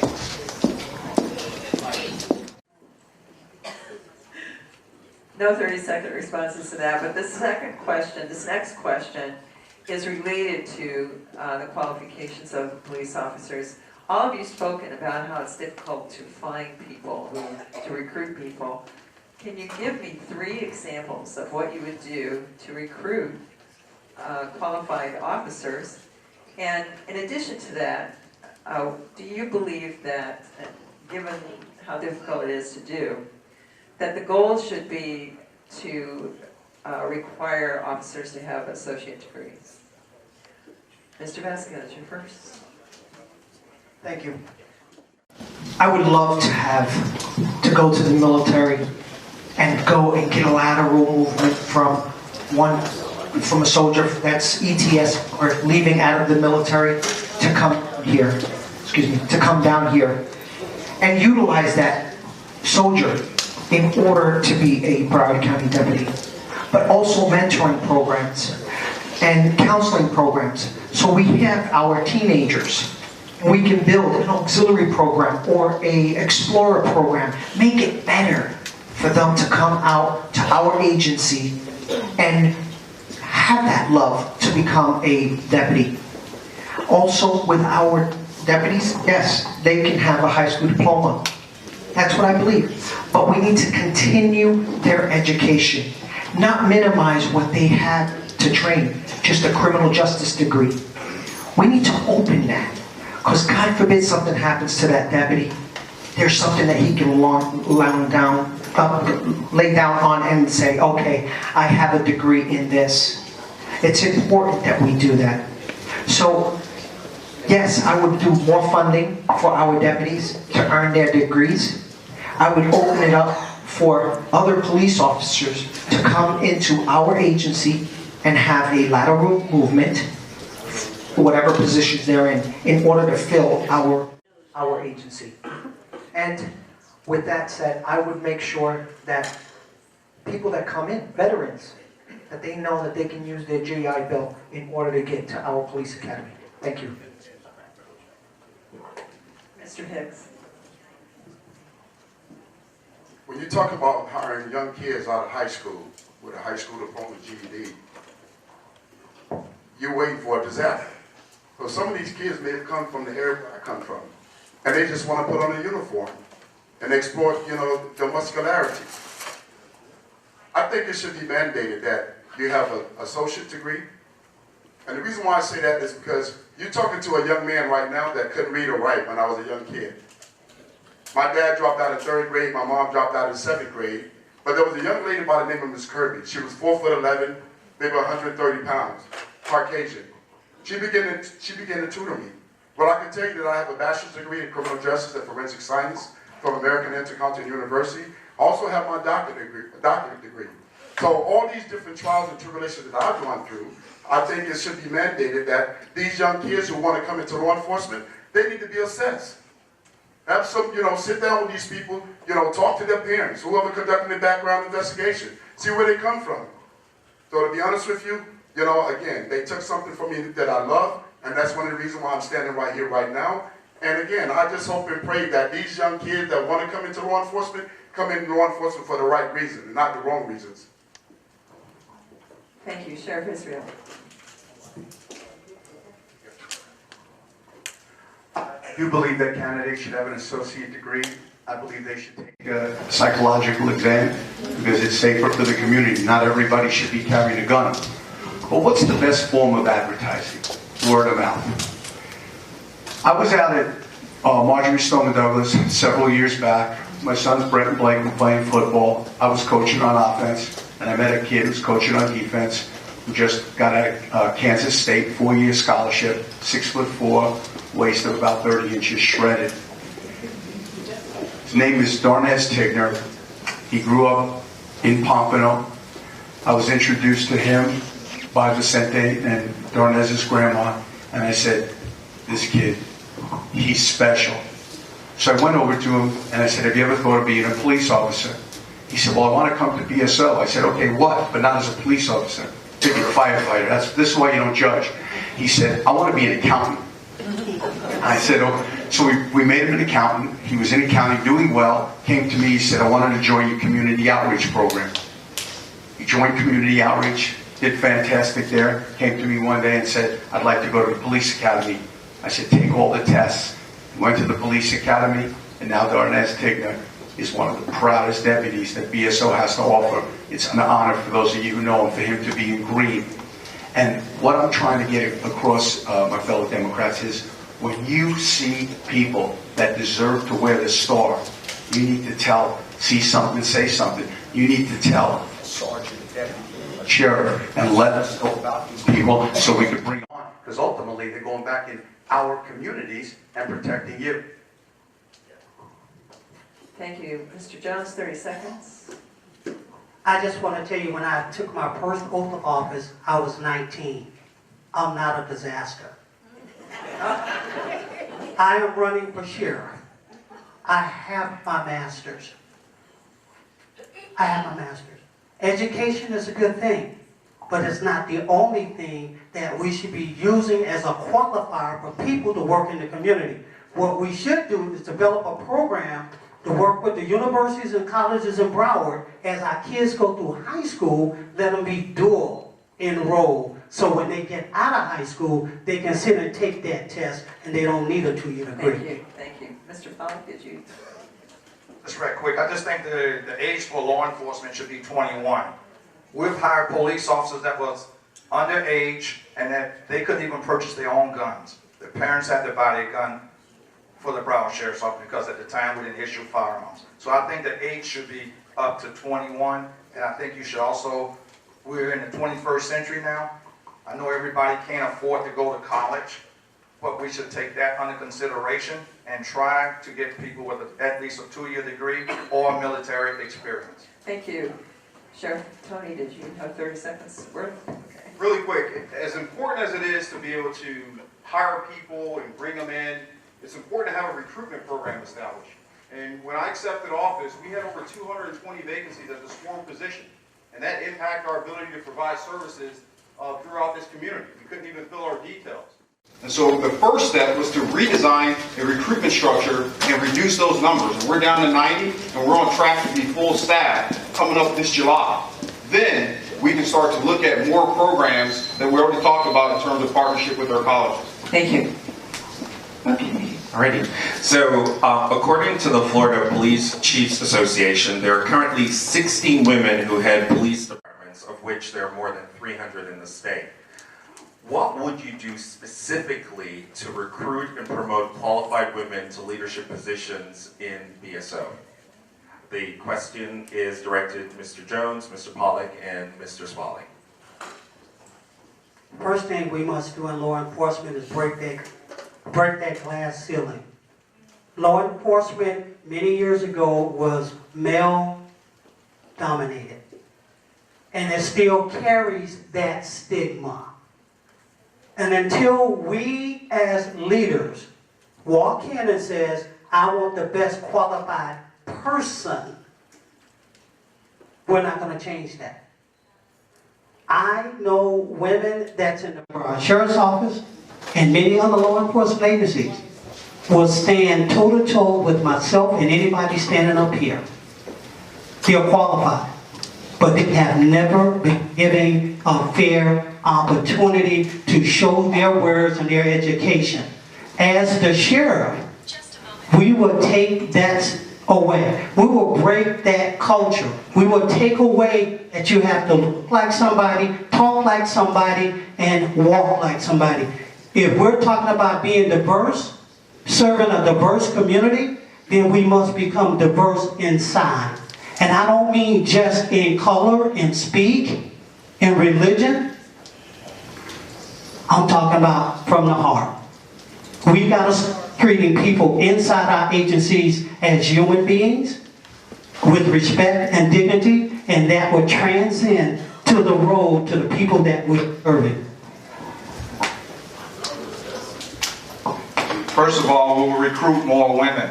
But based on the recruitment, in terms of promotion, you don't have to go outside to bring somebody in with rank. BSO have women of color, whether you're Hispanic, black, whatever, that are qualified today, as I speak today, that are qualified and that are in ranking positions and have always been in those positions. So BSO, to be honest with you, has really never had a problem all the years that I've spent there, and I spent over 30 years there.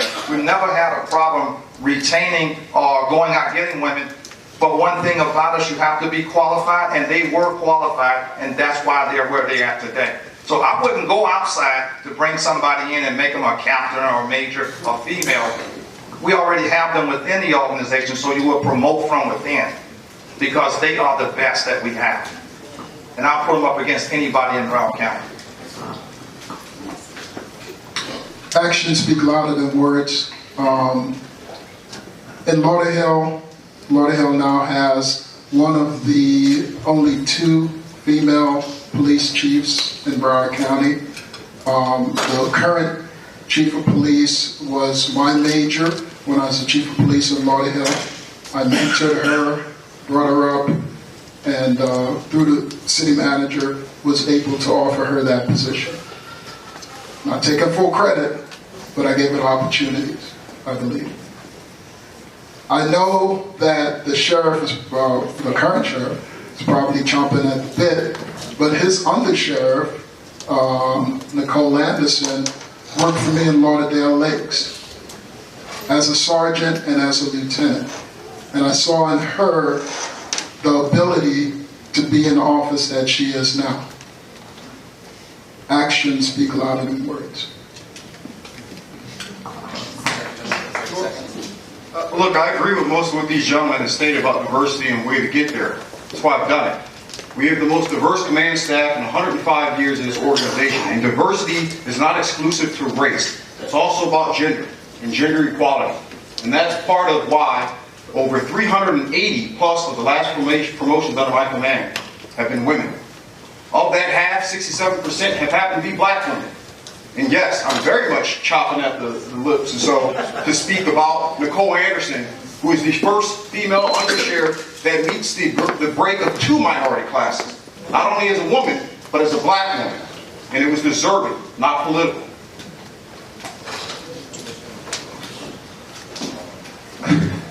This is what I want to say in reference to the females actually being promoted. There's a young lady that I work with. Her name is Lisa O'Brien. Lisa worked for the city of Lauderhill. She was actually a sergeant, but she started out with the Broward Sheriff's Office many years ago. She's Caucasian, but she never actually earned the position that she deserved. Why? It's because Lisa was the kind of young lady that she'll stand up to anybody. I'm 6'1", 285 pounds, and Lisa take me on. But one thing is for sure, she never got an opportunity to go up in rank. It's because of the fact that no one has given an opportunity. So it has to be, when you talk about diverse, you know, it shouldn't be just blacks, Hispanics. It should be everybody, you know, that has a qualification in order to do the job. Thank you. The next question is for Sheriff Tony, Mr. Vasquez, and Mr. Hicks.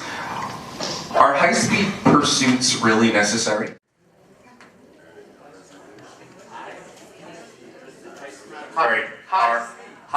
Sorry, high-speed pursuits, are they really necessary? Sure. Look, there's a time and place based on what we're dealing with in terms of the crime that's occurred where pursuits will be necessary. If we're dealing with someone who has murdered and taken the life of an individual, it is one of the most high priorities for us as law enforcement officers to bring those people to justice. But it also takes a level of accountability and responsibility in using good judgment even when we are pursuing those individuals. We can't do that in a reckless manner. Criminals aren't obligated to comply with law and consider your well-being, but we are. So when we are executing a pursuit, it's not a reckless matter. We have policies in place, we have protocols in place to help mitigate the loss of life. But there are circumstances that may transpire where we're in the process of engaging in a pursuit, bad things may happen. We've seen some in Broward County, not involving our personnel, but involving our sister agency recently. And I can tell you, when we looked at that as an agency, we didn't want to be a part of that. we looked at what can we do better should that happen in our organization. Not waiting for it to happen, but automatically starting evaluating our current policies and practices and figuring out what can we introduce in training to help mitigate some of the harm that we saw. We do not want any civilian to lose their life as a byproduct of us trying to bring someone to justice. And I will say that is the same ethos and creed of our brothers in Miami. But bad things happen. However, we should not be introducing and getting involved in vehicle pursuits for miscellaneous offenses related to property or any other minor crime, because the impact of killing someone or taking someone's life unnecessarily, whether it be with a vehicle or getting in a shootout on the highway, will impact every single deputy as well as the organization.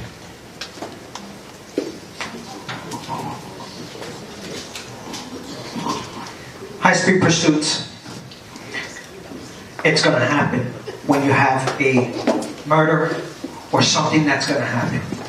But let's talk about how can we prevent a high-speed pursuit. We need technology.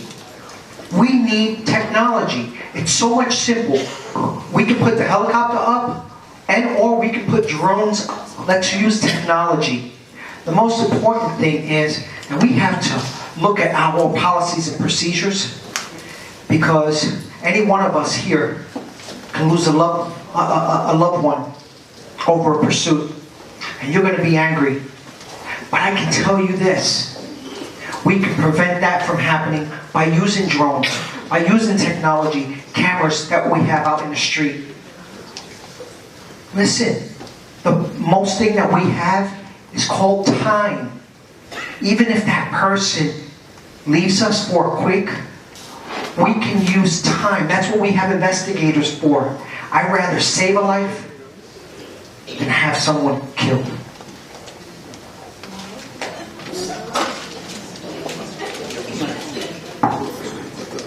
High-speed pursuit. You know, why not just set up a perimeter?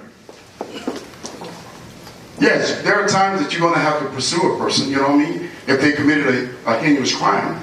But why not, what the radio for? What the poppers for? Why not set up a perimeter? Call other agencies. Get on the phone, get on the radio with dispatch. Once you lock those enemies in, where are they going to go? They have nowhere to go. So, to save lives, maybe the officer life or civilian lives, why not just set up a perimeter?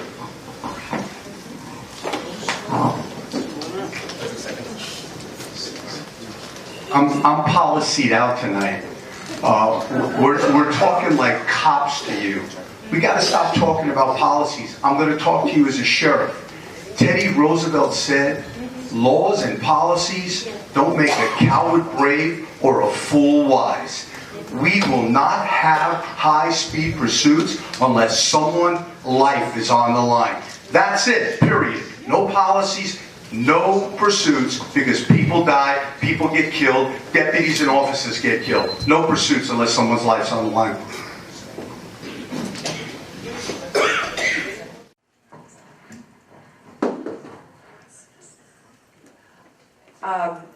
One of the things that we often don't think about as the public is that the detention center is under BSO. Due to some recent reports about inmate deaths and medical emergencies in the detention center, how would you address those issues? And please speak about the contracts that we have with the health services. What would you do to address those issues and reduce the frequency? Sheriff Israel, Mr. Jones, and Mr. Pollack. Every time you place human beings in an equation, great things can happen and bad things can happen. We have things that happen at the jail. We have one of our lieutenant colonels retired that's here tonight, Keith Gilly, that Al Pollack and I came together to hire. One of the best hires I ever made. When you put the right people in the right supervisory positions, great things happen. To think that myself or Greg or anybody else is going to stop catastrophes from happening, especially in a jail, It's not going to happen. But we at the Broward Sheriff's Office, we received a civil rights proclamation. We received a gold standard award, a platinum award. When you train people the right way, hire the right people, and give them the equipment that they need, you're going to have successes. The jail's been called broken. The jail's not broken. People make mistakes. There's human error. We saw that at Stone and Douglas. There's no systemic failures at the jail. There's no great agency issues. Some sergeants could do better supervising people. But every time you have people, you're going to have errors. We're imperfect. Only one perfect person. He's up there. Thank you. Mr. Jones. The problems that we're having in the jails starts with the contracts that we sign. If we get inadequate service providers, we will get inadequate service. So when we start looking at the vendors, the people that's providing service to the sheriff's office, they're really supplying service to you. Those are your tax dollars. As the sheriff, it's my responsibility to hold everyone who signs that contract, who's receiving public funds, be held accountable. And when they fail to do their job, as many of us have said tonight, we have to hold them accountable. And holding them accountable means your contract has been terminated. We cannot afford to pay multi-million dollars on an annualized contract, year in and year out, getting substandard service, especially medical service. Because the people that are incarcerated, they don't have the option like us. They can't walk out and go to another doctor. They can't go to, instead of the CVS, over to the Walgreens. They're stuck right there. So it's my responsibility as the sheriff is to make sure those contracts are fulfilled, not by some of the contract, but by all of the contract. And as a sheriff, if they fail to do that, they won't spend your dollars. And I can promise you that. Mr. Pollack, 2 minutes. Thank you. One of the issues that are facing the Broward Sheriff's Office is, again, our medical contracts. The people that bid for those contracts are there to make money. They're not bidding because they care about somebody's health. It's all about making money. The less health care they provide, the more money that goes into their pockets. Let's keep it real. Okay? That's what they're there for. Secondly, I don't care what goes on.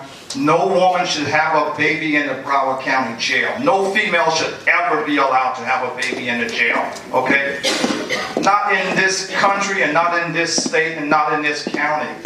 Somebody dropped the ball and they need to be held accountable. We have to hold our leaders accountable. The people that run the jail. We've had too many suicides lately. We've never had this before. I spent over 35 years here. And we've never had it like we've had recently in the last year or so. We have to hold people accountable. Suicides, just do your watch. They're supposed to go by and check every 10 or 15 minutes, and I'm willing to bet you some of them did not make those regular checks once the investigation comes out. And we have to be transparent about it. We also have to spend the money up front. The sheriff jails are not capable of holding people in there with mental health issues. We need to get them out of there and get them the care that they need. We can't provide an adequate mental health being locked up in the Broward County Jail. We don't have the capability of doing that. All we're doing is warehousing folks. So until we get serious about spending money on mental health, we're going to continue to have some of those problems. Sheriff Tony, 30 seconds. Sure. I just want to state this about our jails, and this is the second time I'm going to agree with Scott. The jails do a superb job in how they perform. They have a complex job, but at the end of the day, there's still a level of accountability that we must hold on not only our deputies, but also on our vendors. And Tammy Jackson having a baby in our facility was deplorable, unacceptable. And the first action I did was not talk on the phone. I required the president of our vendor to come to my office, and we terminated both the doctor and the nurse for their failures to respond. And we're still investigating as to whether or not our people, my deputies, did anything negligent. Thank you. Okay. So it's now 8:45. Yay, we made it. First, I want to thank everyone for participating. I'll stand. First, we'd like to thank everyone for participating by giving us your questions. We've tried to go through as many of them as possible, so we may not have gone through all of them, so we apologize for that. So this is the time of the evening where we have the closing statements.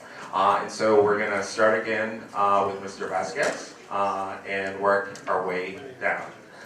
All right. Thank you very much. I'm so sorry, you have 2 minutes. Thank you very much. I greatly appreciate it. I thank you for having us here today to hear the way we're going to represent you. And I want to say thank you so much. I want to say thank you so much because it's our community. It's the way we're gonna be for the next 4 years. We're gonna make sure that we go out there and we represent you as the community, correct? As your next sheriff, I hope that we can do this all the time. When we have an issue, we can go out there and talk and discuss it. Be open, transparent, have accountability on our police officers and on me. So ladies and gentlemen, I want to make sure that you know that we have an open door access, that you're going to be able to come and talk to us and make sure that our deputies are being accounted for. If there's one thing I will tell you, I'm very grateful to have worked with all of these gentlemen. Thank you very much. My name is Santiago Vasquez, and you can go to my website, bso2020.com. Thank you.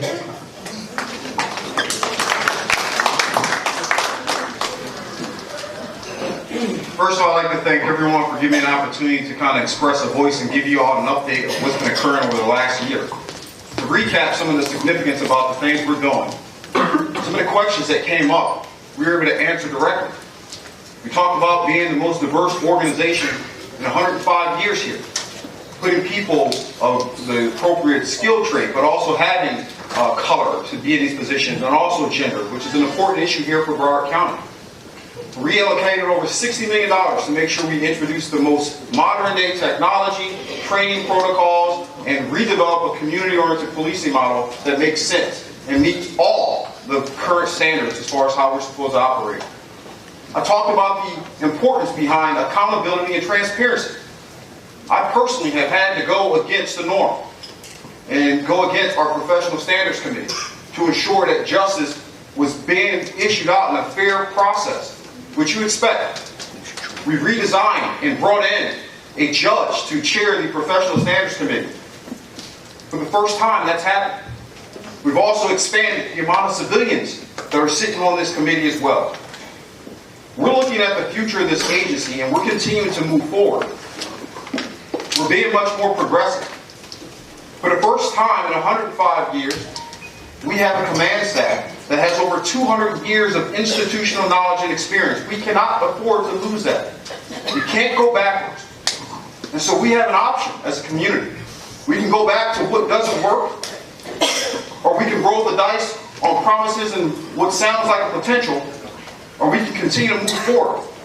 And that's my goal, is to continue to move this agency forward and make sure you get the level of professionalism that you not only expect, but that of which you deserve. And so that's why I'm running to retain this office. And I hope that I have your vote.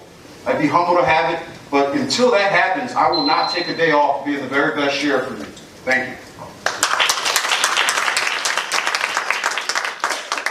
Thank you for spending your evening here, listening to us talk. Please review the tape. I'm sure there's going to be some non-factual statements that were made on there. Everything I said has been factual. I want you to remember when I started out my talk with you by saying, 2 a.m. in the morning, I've been there. I've been there where I had to make a decision on what to do with my officers and deputies. I've been there. So it's not going to take me time to gear up and know about the sheriff's office that I've spent 20 years in. It's not going to take me time to learn about the people in the community that I've served and been in the community and living here since 1982. That's not going to take time for me to do. My military experience will serve me well and has served me well in knowing that not only do we have to take force when necessary, but we can also talk to people when required. My time as an educator and currently as an associate dean has taught me that education is valuable and maturity in our officers is valuable. We need to go back, we need to go forward, not go back, and we need to be progressive. I am that progressive candidate. I am that visionary for the office, and my name is Andrew Smalley, and I really cherish your vote. Thank you. I want to thank you all so much for coming out, and it's been a great evening here.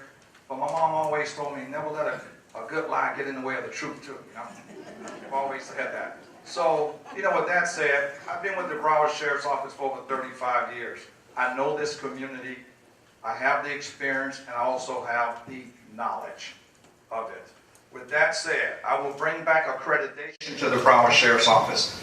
Today, the Broward Sheriff's Office is not accredited, state and nationally. I will make sure that this fine agency that I once worked for will be accredited. That's number one. We will get accredited again and be just like your smaller police departments that are already accredited. If we got one of the largest sheriff's office, we should be accredited. That's one of the goals. I know this community. I live in this community for over 40 years. It's time for a change in Broward County. Okay? The sheriff's office needs a change. You don't go back and bring back something old and try to make it something new. We need a change. And with that said, thank you all so much, and God bless.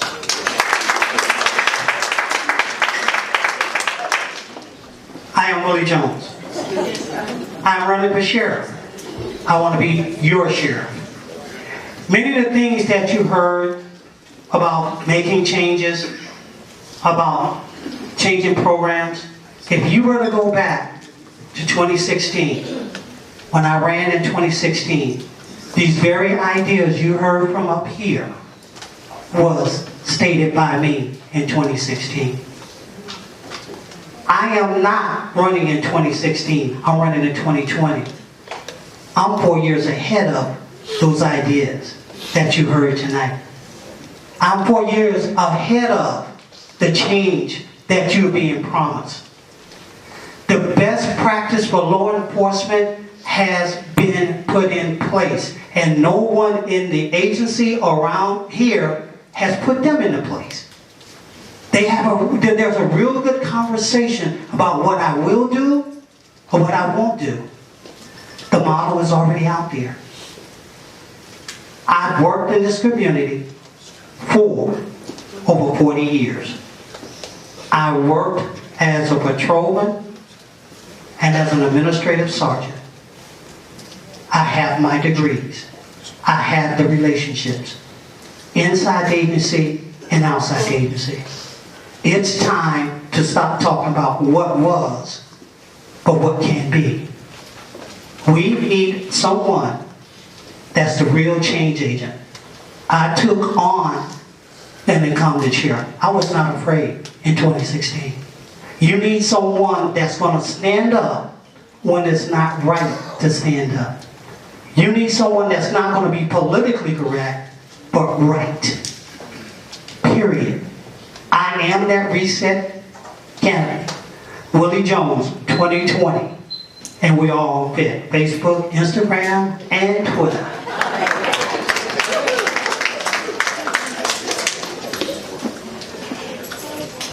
Susan, win or lose, I got the best wife in the world, and thank you for everything you did for the last year. I don't know what else to say, ladies and gentlemen. I gave this community my heart and soul. There's a lot of misinformation put out here tonight. We had the current appointed sheriff take credit for a real-time crime center and a training center that Al Pollack and I were talking about for years, hired the people. It's disappointing to hear that. But at the end of the day, we gave you everything and then some. We gave you community outreach programs. We gave you body cameras. We put together programs called Uniting Broward, where we brought cultures together. And you gave us 600,000 votes. You know what we've done for this community. I respect each and every one of these gentlemen up here. But I'm your elected sheriff of Broward County.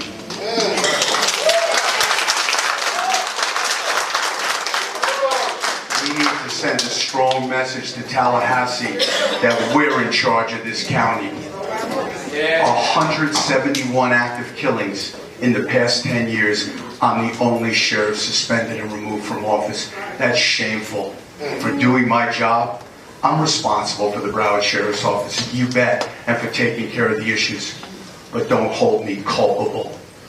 Mentally ill individuals went into an airport and went into a school. Since that dreadful day at Marjorie Stoneman Douglas, have active killings stopped? Is anything going to happen to stop active killings? We're talking about training and policies and training and policies.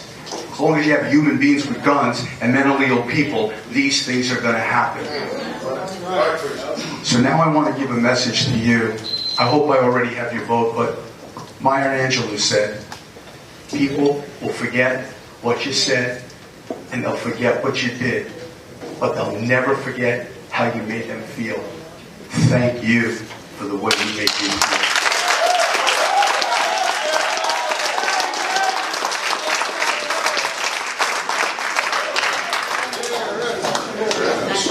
Patrice, stand up for a second, love.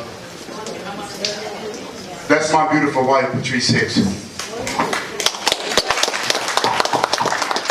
When you talk about a strong woman that stood by me through thick and thin, through 3 arrests, 2 years of incarceration, taking care of the kids, coming to the federal detention center to see me every Saturday, kids being embarrassed. Thank you so much for everything that you've done for me.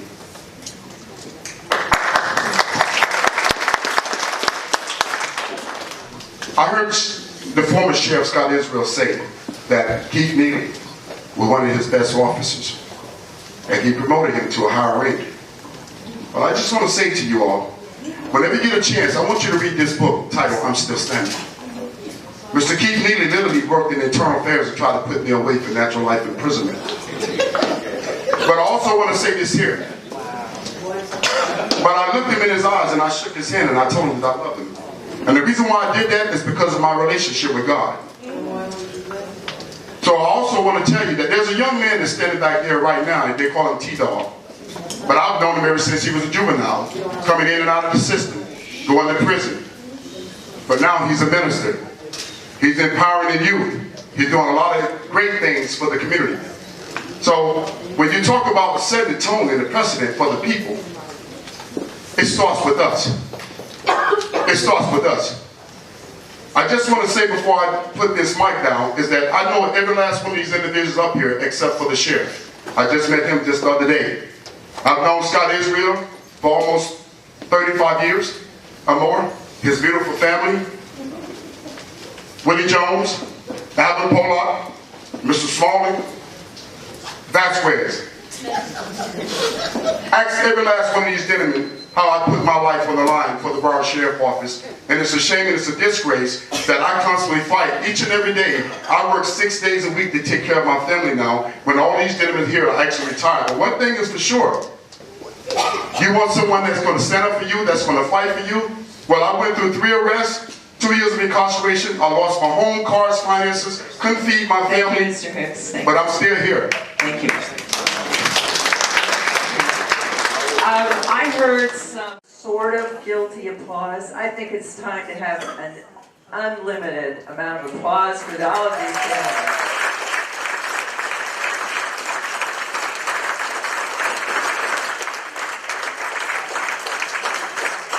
I want to thank the candidates as well. It's not easy to run for office. You are putting yourself out there, and for judgment, approval, disdain, and it is not easy. And thank you so much for doing it. Thank you, audience. You were fantastic. Thank you to the Coconut Police and Parks and Rec.